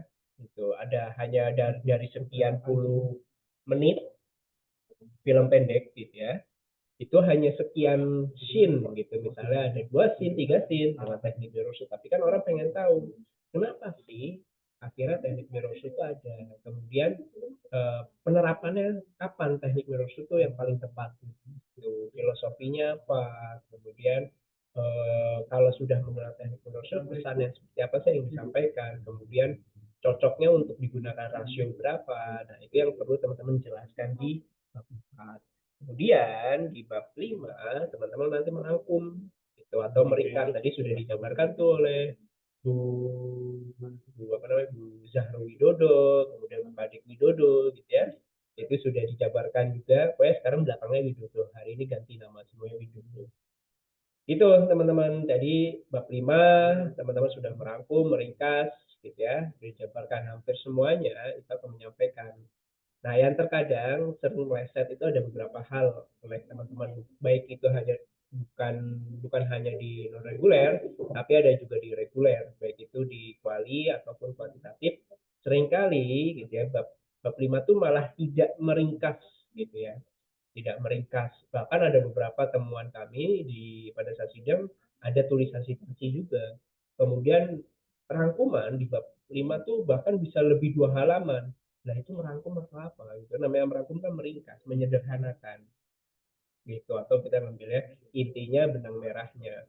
Atau kalau teman-teman ada yang gampangnya nyebutnya pakai analogi adalah jawaban paling singkat dari rumusan masalah. Nah, detailnya di mana di bab 4. Nanti baru di bab 5 ada beberapa yang kita juga diminta untuk memberikan saran, baik itu dari sisi akademis ataupun praktis. Ini analoginya ya, ilustrasinya seperti ini teman-teman. Gitu. Jadi nanti akan fokus di sini. Kalau misalnya judulnya teman-teman menggantikan storytelling apa gitu ya, nah itu ntar fokus di sananya. Jadi ada dari judul tersebut pasti akan ada topik yang akan teman-teman bahas gitu. Yang paling banyak kalau teman-teman lihat ke perpus pasti banyak banget tuh peran sutradara, peran kameramen gitu ya. Kenapa pada akhirnya mereka hanya ada di ranah itu? Karena memang skripsi non reguler ini gitu ya, itu baru diterapkan oleh beberapa perguruan tinggi. Itu dulu itu terkenalnya non reguler hanya diterapkan oleh advokasi gitu ya, vokasi gitu ya. Atau kampus-kampus kayak ISI, IKJ yang memang lebih teknikal gitu. Nah, sedangkan saat ini terbuka nih oleh beberapa, dan salah satunya Mikom. Karena kita tahu gitu ya, perkembangan saat ini teman-teman juga banyak produksi, otomatis ada beberapa mahasiswa yang fokus di situ. Walaupun mitosnya, entah tahu mitos atau fakta nih di mahasiswa, bahwasannya non reguler itu sebagai pelarian yang lemah dalam mengerjakan skripsi reguler. Padahal mas apa saja nanti di beberapa part gitu ya, teman-teman juga mengkaitkan keilmuan. Kalau teknik mirror shot apa sih itu keilmuannya? Berarti keilmuannya bisa teknik pengambilan gambar, kemudian nanti bisa penjelasan lain-lain itu ada. Hanya saja yang jadi PR adalah kalau semisal kita membahas film, buku referensinya yang terkadang untuk versi Indonesia masih sangat sedikit untuk yang translate Indonesia, sedangkan kita yang nggak terbiasa in English akan sedikit kayak effort gitu ya teman-teman untuk mencarinya. Nah, ini biasanya teman-teman ada beberapa yang suka kebingungan untuk daftar isi bab 4 gitu ya. Bab 4 itu ada tadi sudah ada penjelasan. Biasanya ada penjelasan atau deskripsi profil. Kalau di reguler biasanya memaparkan objek dan subjeknya. Gitu ya. Sedangkan kalau di sini reguler kita diminta juga untuk menjabarkan kembali tentang karya atau usaha atau kegiatan, karena kalau di skripsi non reguler itu ada beberapa skema ya. Kalau teman-teman sudah baca di buku pandu di website kita, gitu ya, itu ada beberapa skema. Ada skema entrepreneurship, internship, kemudian ada skema artis gitu. Nah, dari 3 skema itu sendiri pasti yang dipaparkan berbeda gitu. Usaha, kalau misalnya teman-teman entrepreneurship, usahanya apa nih? Kita harus tahu dulu nih. Gitu. Kemudian kalau yang internship, Anda magang di mana? Dijabarkan dulu nih. Gitu. Kemudian kalau misalnya karya, Anda bikin karya iklan layanan masyarakat, iklannya kayak gimana?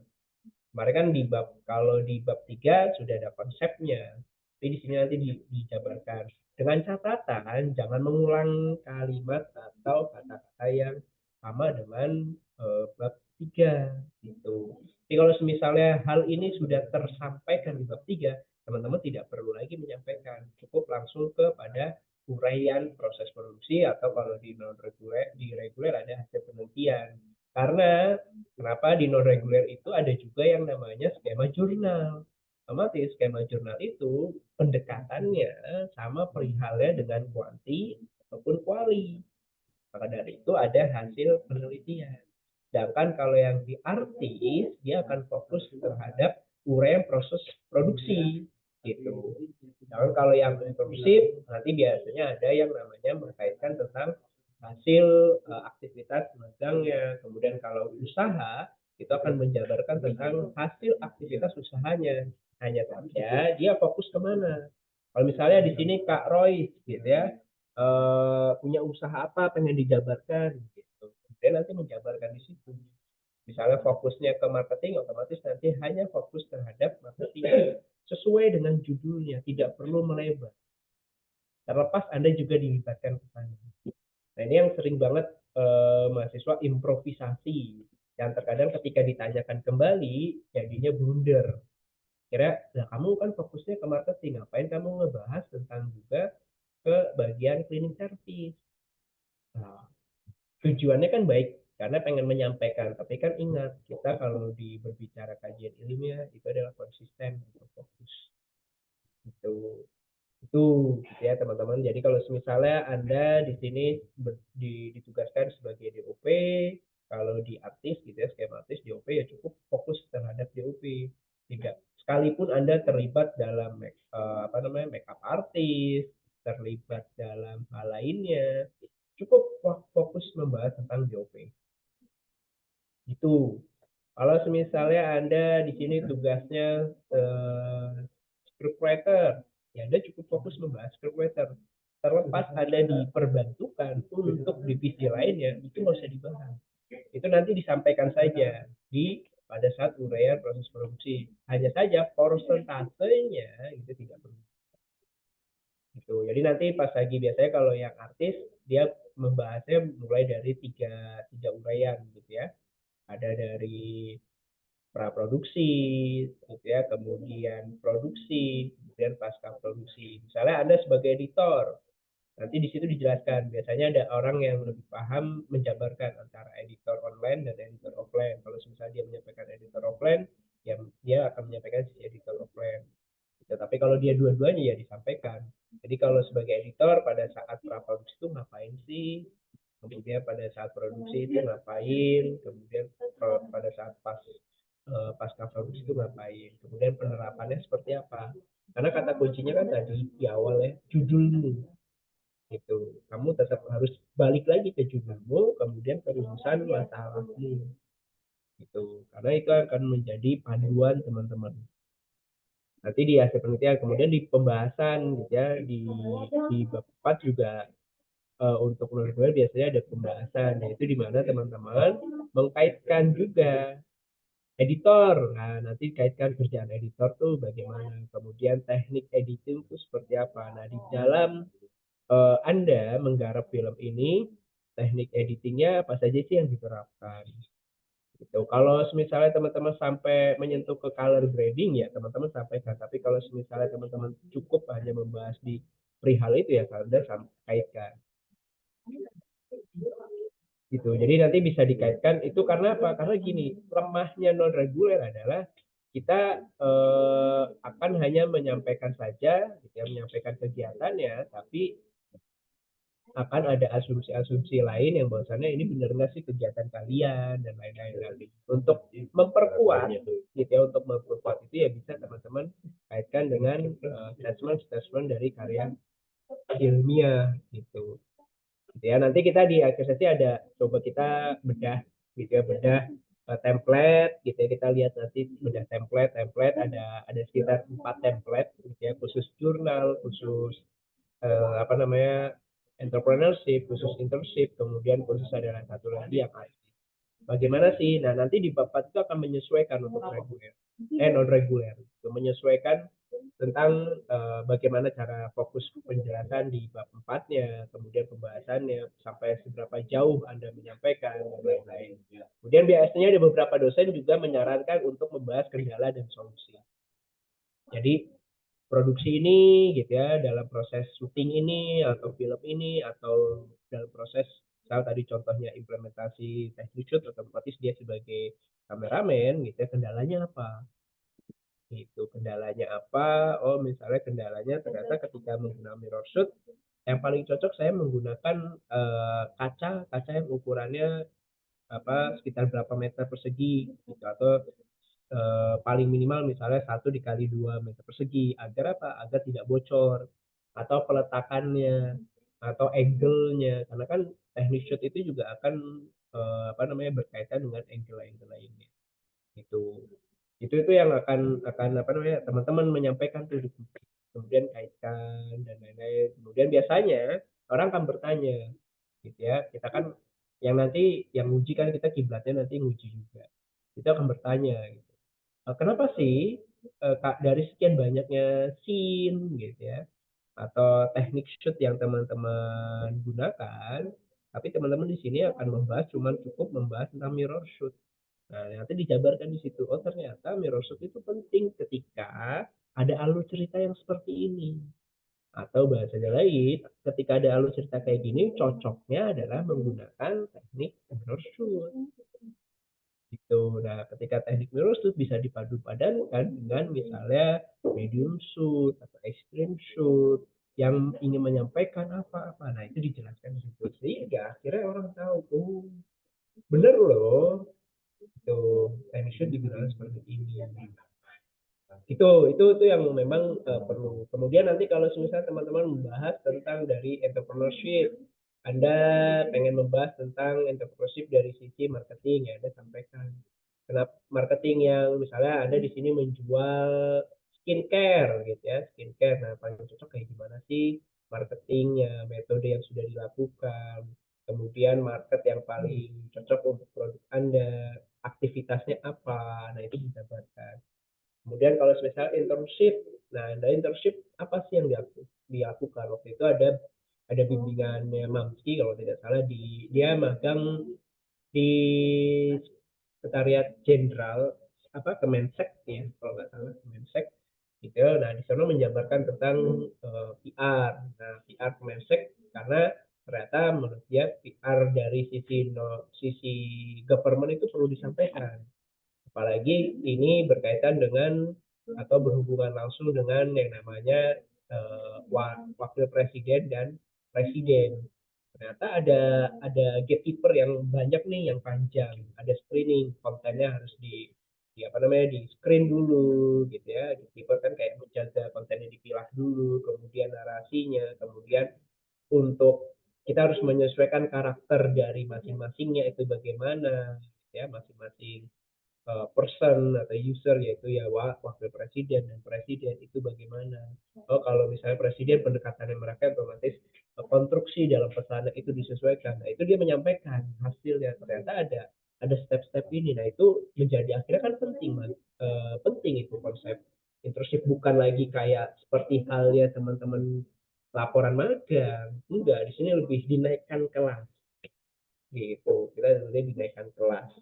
Kenapa? Akhirnya orang tahu, oh ternyata dari magang ini ada urgensi yang perlu disampaikan, ada gapnya. Gapnya apa? Ternyata PR dari sisi government, PR dari sisi edukasi, PR dari sisi lain itu beda-beda. Oh iya. Tuh bisa teman-teman lihat. Kemudian bab 5 kesimpulan gitu ya, saran dan akademis. Tipsnya kesimpulan itu cukup 1 halaman saja, tidak perlu banyak-banyak. Gitu, dan langsung to the point menjawab dari rumusan masalah teman-teman. Dan sarannya nanti bisa teman-teman ada sisi akademis dan praktis. Di kesimpulan jangan lagi menggunakan sitasi. Gitu ya, tidak perlu menggunakan sumber referensi. Nama Widodo jangan lagi dipakai, tahun itu nggak perlu lagi. Langsung saja kesimpulannya. Nah ini ada beberapa saran, ada do and done. Gitu ya, pokoknya kalau di non reguler pastikan tulisan atau pemaparanmu sesuai dengan judul, fokus pembahasan dan rumusan masalah. Jadi 45 tuh kayak gini. Fokus pembahasan sesuai dengan judul, rumusan masalah. Jangan sampai Anda ketukar. Gitu. Reguler tuh sering juga ketukar. Dia membahas strategi komunikasi pemasaran. Tiba-tiba di bab 4 bahasnya strategi pemasaran. Gitu. Ada kaitannya nggak? Kalau misalnya memang ada kaitan silakan, tapi kalau ternyata tidak ada kaitan, oh ini jauh banget overlappingnya. Itu kemudian kaitkan dengan keilmuan atau landasan teori, dan biasanya ada juga penelitian terdahulu atau sumber referensi yang kamu tuliskan di bab 2, atau kalau non reguler biasanya pendekatannya yaitu sumber referensinya adalah karya. Nanti ada contohnya. Cantumkan sumber referensi citasi, biasakan. Jadi fokus terhadap hasil, kemudian konsisten. Nah, yang dilarang itulah jangan masukkan data atau hasil olah pikir yang tidak ada hubungannya dengan topik penelitian teman-teman. Tadi jangan terlalu overlapping gitu ya. Ini yang akhirnya gagal fokus, kemudian jadi kayak boom gitu, bumerang buat teman-teman, atau teman-teman jadi kesulitan ketika ditanyakan oleh dosen. Loh, kamu nggak, padahal pertanyaannya simpel, sederhana gitu. Kamu kan sebagai DOP, kenapa kamu membahas sutradara? Nah, kamu mengingat saya juga sebagai sutradara, tapi kan pembahasanmu saat ini yang ingin kamu sampaikan adalah DOP.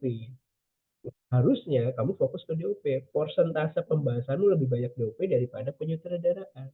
Oke, kamu ingin menyampaikan penyutradaraan, tapi kok dilihat, padahal laporanmu pengennya menyampaikan DOP, tapi kamu persentase penjelasan lebih banyak penyutradaraan, otomatis sudah salah. Sekalipun Anda sebagai sutradara pada saat produksi. Gitu. Jadi ini yang teman-teman di sini biasanya suka skip di sini. Nah ini ada beberapa template gitu ya. Ini, nah ini sini kalau teman-teman lihat di sini ada beberapa, ada kayak leadership, artikel jurnal, kemudian artis. Nah di sini biasanya di beberapa ada perbedaan skema artis gitu ya. Nah nanti ada beberapa nah ini ada kan di bab 4 hasil karya, nanti bagaimana dengan konsep, mahasiswa membahas, nanti subbabnya biasanya tadi disesuaikan dengan kebutuhan. Yang paling sederhana biasanya subbabnya cuma 2 gitu ya, yaitu hasil yang dibahas tentang ini hasilnya memaparkan topik, kemudian mengkaitkan dengan teori keilmuan. Kalau misalnya Pak saya hanya mampu menyampaikan fenomena absurd, ya udah. Nah, kemarin juga ada masukan kan dari pada saat membahas bab 1, 2, 3, pastikan Anda memilih judul atau penelitian itu yang benar-benar Anda pahami, nggak perlu perfect gitu ya, nggak perlu perfect, atau pada akhirnya perfect itu membuat Anda bingung gitu. Lebih baik Anda paham, sederhana, Anda paham, itu akan menjadi sebuah yang wow gitu. akhirnya perfect kelihatannya, padahal dari tema yang lebih simpel atau sederhana. Nggak usah malu lagi gitu ya. Itu hanya saja memang catatan dari kami adalah jangan sampai teman-teman kejebak yang duplikasi, misalnya strategi kompor cuman bedanya di subjek dan objeknya doang gitu ya. Tuh, kemudian nanti ada contoh lainnya, di sini ada template skripsi artikel jurnal. Nah, artikel jurnal itu biasanya di bab 4 juga, di bab 4 itu hampir mirip dengan yang namanya penelitian kuanti atau kuali, yaitu reguler atau non reguler, reguler itu sendiri. Kemudian kalau di template skema internship tadi ya biasanya menyampaikan tuh aktivitasnya. Tuh, aktivitas teman-teman analitis. Jadi Anda kalau misalnya sebagai PR dianalisis tuh bagaimana.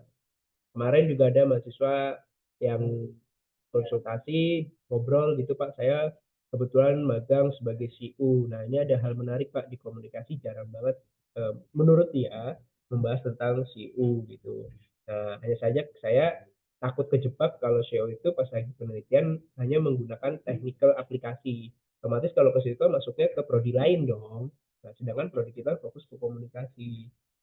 Nah, cukup aja menyampaikan kenapa sih SEO itu penting. Kemudian kalau SEO itu penting, bagaimana diterapkan di dalam sebuah ilmu komunikasi. Kita menyampaikan pesan, nah itu gimana? Itu dijabarkan. Itu banyak juga. Nanti di sini. Kemudian di entrepreneurship, ini juga ada gitu ya, nanti di bab 4, nah profil bidang usaha, pembahasan usaha, teman-teman menyampaikan nih itu konsepnya, teori yang Anda gunakan itu seperti apa. Jadi mengkaitkan juga usahanya. Misalnya Anda usaha apa itu disampaikan. Itu kalau misalnya Anda beruntung sebagai konten kreator tiba-tiba di ACC untuk jadi skripsi, ya tetap Anda harus menyampaikan dari sisi intelektualnya. Jangan sampai Anda konten kreator dianggap sebagai aji mumpung.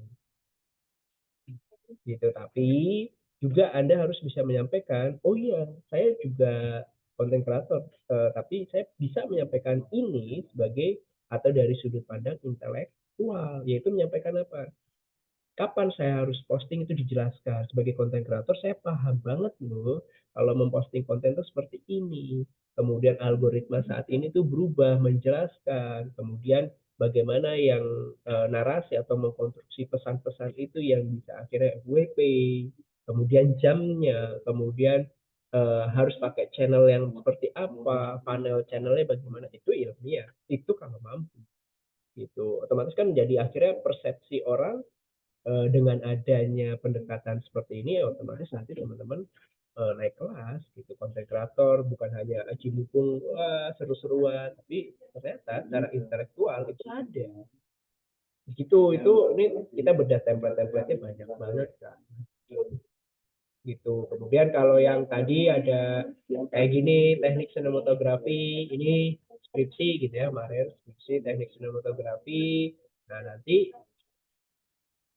di misalnya di ulasan karya dan tugas mahasiswa, deskripsi karya, film statement. Nah ini bisa disampaikan nanti apa namanya di deskripsi karyanya bisa dijelaskan gitu ya, filmnya, film statementnya, alur, genre, durasi. Kalau ini sudah dijelaskan di bab 3, ya teman-teman tidak perlu langsung fokus terhadap apa namanya dari sisi kayak teknik sinematografis. Tadi kan judulnya adalah di teknik apa namanya sinematografis. Nah, teknik sinematografi itu bagaimana di sini disampaikan.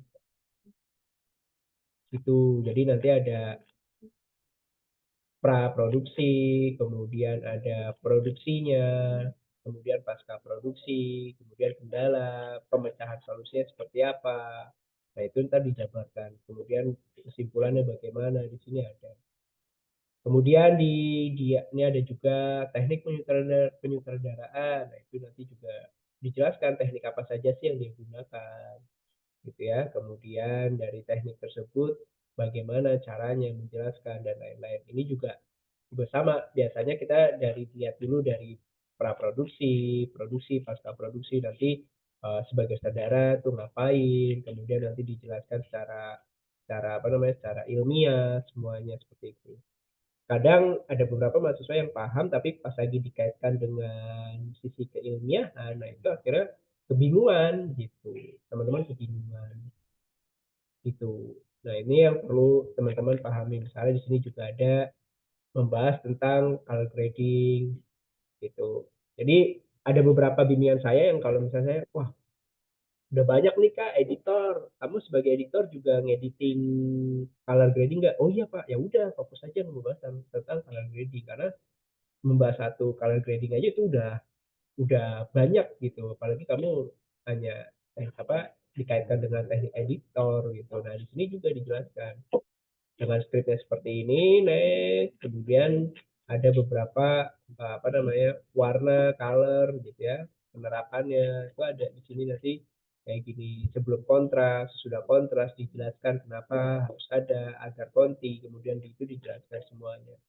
Udah sebelum pengaturan pencahaya ini dinaikkan, kenapa color gradingnya, kemudian di sini ada penulisan mengatur kesesuaian pencahayaan guna menghilangkan over exposure, kemudian dan low exposure itu sendiri, kemudian sinar matahari dijelaskan tujuannya. Nah, itu ada gitu.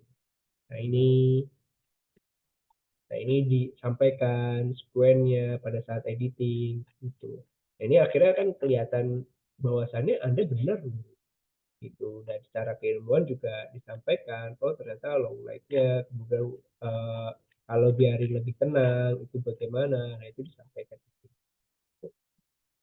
gitu Kak, itu ya ini yang perlu teman-teman pahami. Jadi bukan hanya menyampaikan tentang uraian pelaporan peran, tapi juga teman-teman harus mampu bisa menjabarkan atau mengkaitkannya. Kalau misalnya, wah Pak, saya sebagai editor banyak banget nih kerjaan, ya udah fokus saja pilih.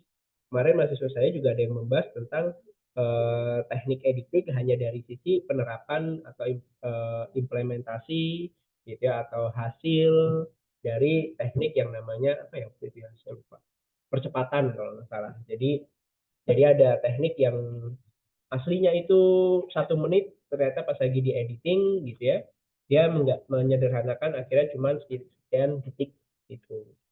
Itu dia membahas tentang itu gitu. Jadi tinggal teman-teman yang pilih gitu. Kemudian nanti kesimpulannya seperti apa, produksinya bagaimana itu dijelaskan gitu ya. Jadi dari 4 skema yang sudah teman-teman lihat gitu ya, 4 skema kan sudah ada di sini template-nya, yaitu teman-teman bisa membahas dari artis, kemudian ada juga jurnal, kemudian skema internship, kemudian skema entrepreneurship. Nah nanti teman-teman lihat nih menyesuaikan. Sekalipun di sini di prodi itu sudah menentukan syarat-syaratnya ya, ada syarat-syaratnya, ada jasa yang seperti apa, kemudian kalau misalnya artis Anda sebagai karya visual, karya audio visual, di sini sudah ada syarat-syaratnya, tinggal menyesuaikan gitu. Kalau misalnya Anda bikin iklan, nah jangan bingung lagi iklannya, kalau misalnya iklannya cetak ya otomatis nanti masuknya ke apa gitu. Kalau misalnya fotografi ya nanti masuknya seperti apa. Di sini ada semuanya teman-teman, sudah diarahkan. Jadi saya kira tidak terlalu kesulitan teman-teman untuk menentukan kalau saya ada di karya ini membuat produksi ini saya masuknya kemana ya Pak. Nah itu udah sampaikan di sini. Jadi sebutannya sudah disederhanakan lagi. Sekarang artis itu ada 3, fokus yang ke outputnya karya visual, outputnya karya audio, kemudian karya audiovisual. Audiovisual itu bisa masuk ke iklan, bisa masuk ke film dokumenter, bisa masuk ke film fiksi, bisa masuk ke film company profile gitu ya. Nah, itu banyak di sini. Pokoknya yang outputnya audio visual dalam bentuk video. Dengan kalau audio, nah ini baru kalau nggak salah baru 1 orang yang fokus ke audio, ada yang bikin jingle, podcast. Nah, itu yang make sense. Yang terpenting adalah kalau di audio, karya Anda digunakan, bukan hanya buat konsumsi pribadi. Gitu ya. Nah, visual pun sama, ada branding kit, kemudian nanti ada fotografi. Nah, fotografi itu macam-macam, nanti ada foto produk, atau foto story, atau essay foto, atau hal lain nanti ada. Sedangkan kalau yang ke ranahnya DKV bisa masuk ke branding dan lain-lain. Nah, di sini nanti di bab 4 itu akan menyesuaikan dengan fokus pembahasan teman-teman. Itu teman-teman, mudah-mudahan apa yang kami sampaikan secara sederhana ya itu bermanfaat atau setidaknya memberi referensi teman-teman agar teman-teman tidak kesulitan sekiranya apa sih yang akan dibahas di bab 4 dan bab 5. Mau ada yang ditanyakan?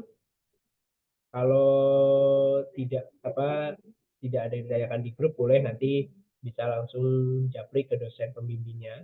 Jadi kalau belum ada dosen pembimbing bisa japri langsung ke Pak Wiwit gitu ya. Oke, saya kira itu saja dari saya. Saya kembalikan lagi ke Pak Wiwit. Terima kasih Pak Alfian. Iya, gimana teman-teman? Tadi ada penjelasan terkait dengan skema non reguler dari Pak Alfian. Gini, selama ini kesulitan yang kalian hadapin apa nih teman-teman?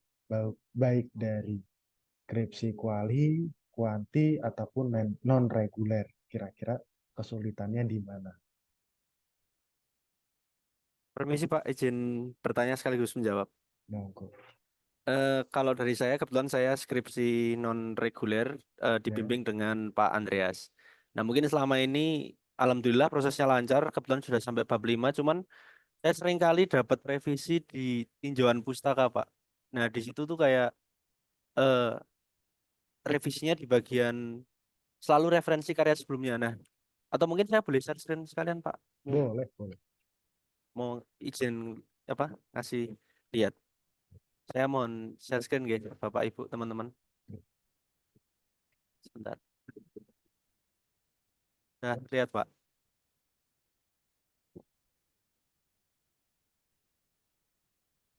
Eh, s- yang jadi masalah di skripsi saya dari revisi sebelumnya itu di bagian referensi karya. Nah, di sini yang selalu jadi pertimbangan dengan Pak Andreas menurut beliau adalah bagaimana cara saya itu menempatkan referensi karya sebelumnya. Nah, di sini yang saya tulis di sini adalah terkait proses-proses pembuatan video company profile. Nah, beliau sepertinya lebih mengarah kepada caranya mengedit. Nah, di sini juga sebenarnya saya cantumkan caranya mengedit dalam artian kayak saya harus ngedit seperti profil BNN. Nah, di sini saya tuliskan, kemudian cut-cut yang saya gunakan dan proses-prosesnya sebelumnya segala macam. Nah, kira-kira kalau menurut Bapak Ibu di sini yang saya tanyakan adalah prosesnya kira-kira yang harus dituliskan di tinjauan pustaka itu sebenarnya seperti apa, Pak? Karena kalau dari saya revisinya di bagian tinjauan pustaka ini cukup sering, sudah 3 kali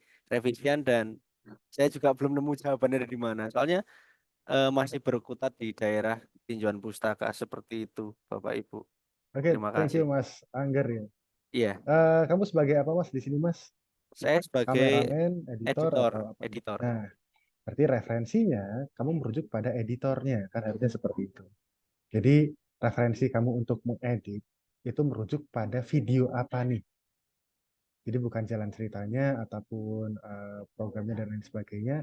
Yang utamanya adalah kamu harus bisa menjelaskan apa ya referensi.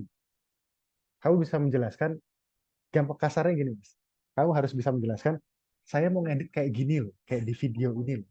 Kurang lebih seperti itu. Secara singkat seperti itu.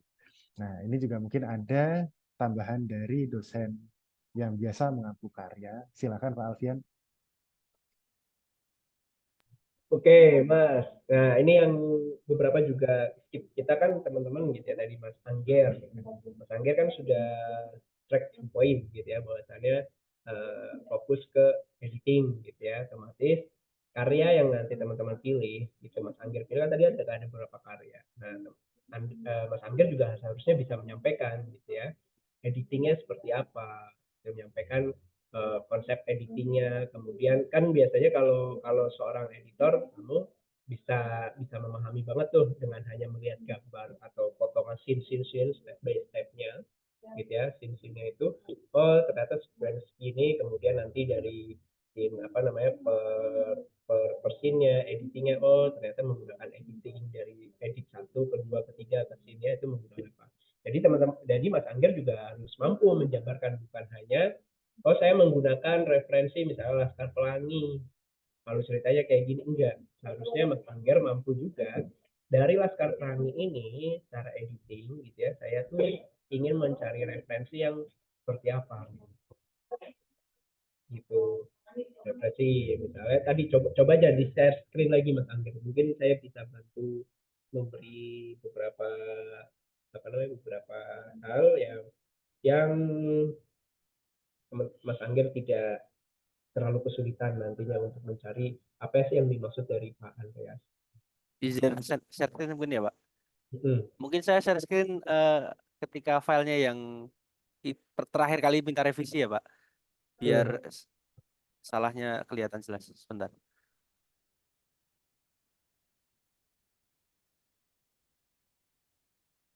Ini file yang sebelum saya ubah. Nah, ini revisinya di sini Pak. Ini yang saya cantumkan adalah company profile BRI. Kurang lebih seperti ini. Dan sebagainya. Oke, nah di sini kan ingat Kak, kamu fokus ke editing. Nah, kalau ini doang, akhirnya cuma sebagai referensi bentuk filmnya doang. Harusnya ketika teman-teman kamu sebagai editor memilih nih company profile BRI sebagai referensi, teman-teman kamu ngebahasnya di deskripsinya editor dari sisi editornya. Kenapa saya ngambil BRI? Karena dari teknik editing di video company profile itu terdapat ada beberapa step-step yang nanti akan saya gunakan sebagai referensi. Ada editing A, B, C, D, penerapannya. Jadi kamu kayak kamu bedah lagi, dilihat oh ternyata ketika saya di YouTube ini ada beberapa step yang editingnya, ada A, B, C, D. Nah itu bisa kamu gunakan. Nah, kalau ini kan hanya jadinya kayak deskripsi doang. Oh Gitu, ya. deskripsi dari filmnya. Tapi yang diinginkan di dalam sebuah film, kamu memilih film ini karena kamu membahas dari sisi teknik editingnya, nah itu kenapa? Gitu. Oh ternyata editing ini dia menggunakan beberapa teknik menurutmu. Terlepas itu akhirnya benar atau tidak, karena kan kamu nggak mewawancarai dari si editornya ini, tapi kan dari sesama editor biasanya paham nih, oh dia dari scene atau menit-menit sekian dia menggunakan teknik jumping gitu ya, atau teknik apa. Nah itu cut to cut atau apa. Nah itu bisa teman-teman kamu jelaskan lagi dari sisi editornya. Itu. Nah itu kalau begini doang ya jelas. Saya biasanya juga menambahkan lagi, oh coba dong sampaikan kalau misalnya color grading, kamu sampaikan kenapa sih warna di dalam film itu, ada warna apa yang mau kamu jadikan apa namanya referensi itu Kak. Tuh. Jadi harapannya gini, harapannya Baiklah. biarin kamu nggak terlalu banyak revisi atau revisi mayor pada saat sidang. Oh iya, baik Pak. Sudah paham. Terima kasih. Gitu ya. Oke, thank you Mas Alfian, Pak Alfian. Ada lagi yang mau ditanyakan terkait dengan skripsinya, baik reguler maupun non-reguler, silahkan. Monggo. Kira-kira susahnya di mana nih? Mulai dari penulisan latar belakang kah? Atau mulai dari eh, fokus penelitiannya mungkin? Menentukan teori, menentukan metode, penarikan hasil kesimpulan, atau mencari kebaruan penelitian. Kalau di karyanya kita misalnya kesulitannya untuk mengambil sudut pandang tertentu atau seperti apa, silahkan ditanyakan.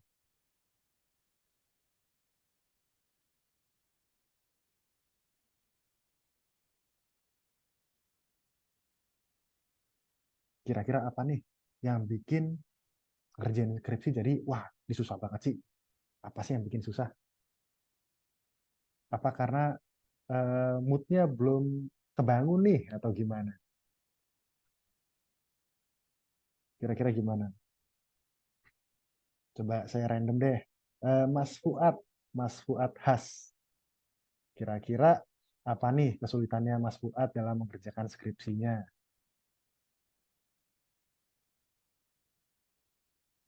Halo Mas Fuad.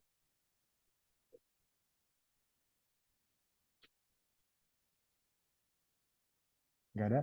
Ya Pak, halo. Nah, kira-kira apa nih kesulitan kamu untuk mengerjakan skripsi?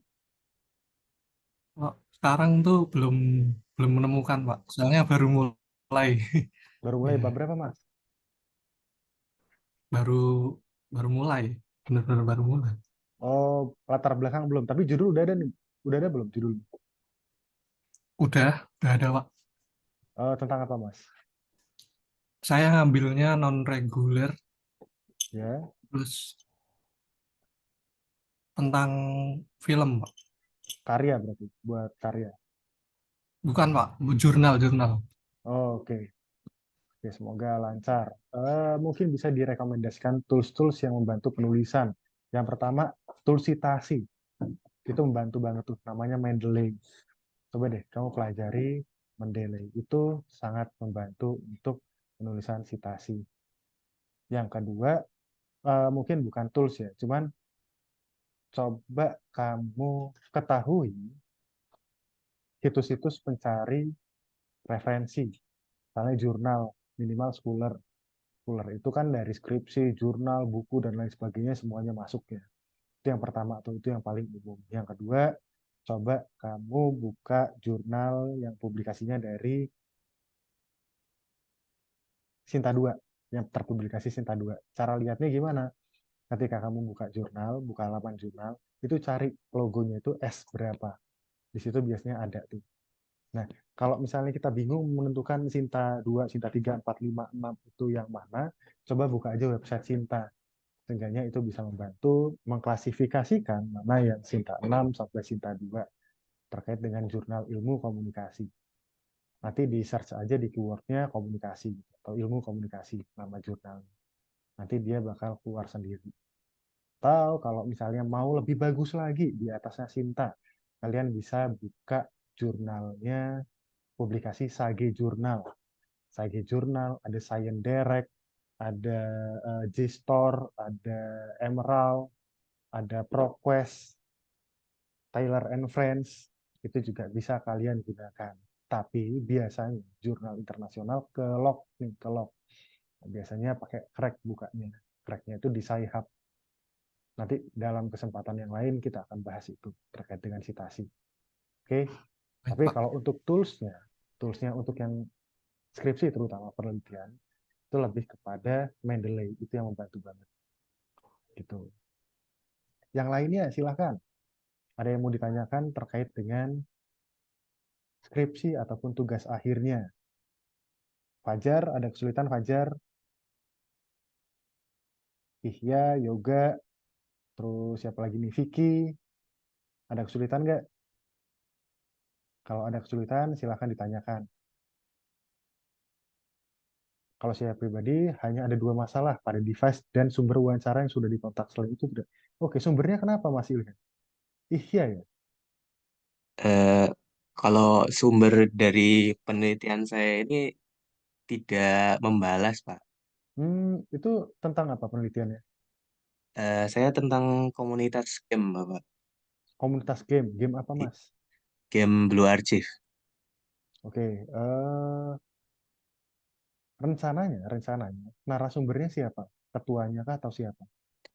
Eh, Kalau rencana dari saya sendiri, ketua Ya. dari dua komunitas region Solo dan juga Jogja, Bapak. Kemarin sempat Oh. saya kontak untuk yang region Jogja, tapi sampai Hmm. saat ini masih belum dibalas. Oke, kalau kita ngomongin informan, informan itu kan subjek penelitian.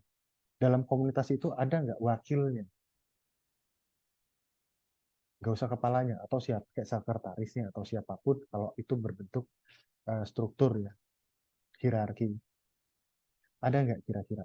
Selain orang itu deh, yang dalam komunitas itu. Yang mumpuni untuk menjawab pertanyaan kami. Sebelum saya ngontak ke ketuanya ini juga saya sebelumnya Hmm. sudah mengontak beberapa anggotanya dan Hmm. sama juga, Pak. Sama memungkinkan Kak, memungkinkan nggak kalau ganti komunitasnya? Eh, Kemungkinan tidak, Bapak, karena udah cukup jauh, udah tinggal wawancaranya saja karena untuk data-data sebelumnya sudah observasi dan lain-lain sudah saya buat. Oke, mungkin nggak kamu ikut dalam perkumpulan komunitas itu? Oh, kalau itu sudah ikut tuh Pak, sudah dari awal ikut dari Hmm. saya memulai penelitian. Terus kok nggak bisa dikontak ya? Kamu nggak ngerti kontaknya gitu? Salah satu di antaranya. Jadi sebelumnya itu saya sudah bertemu langsung Bapak. Hmm. Cuman setelah itu saya kontak, kan saya minta sosial medianya. Hmm. Ketika saya kontak di sosial medianya tidak dijawab Bapak, di ghosting. Dicari yang lain ya. Sebisa mungkin cari yang lain deh. Iya, ini Kalau bisa sedang orang itu saya langsung. usahakan. Atau enggak gini Kak, kamu lihat event terdekatnya apa, komunitas Hmm. terdekat, ntar kamu datang, karena biasanya kan ada ketuanya tuh. Nah, kalau ada ketuanya atau perwakilannya yang tadi sudah kamu jalin atau sebagai narasumber langsung aja di sana. Kamu langsung tanya Hmm. gitu. Ya, itu kemarin saya sudah berencana begitu Bapak.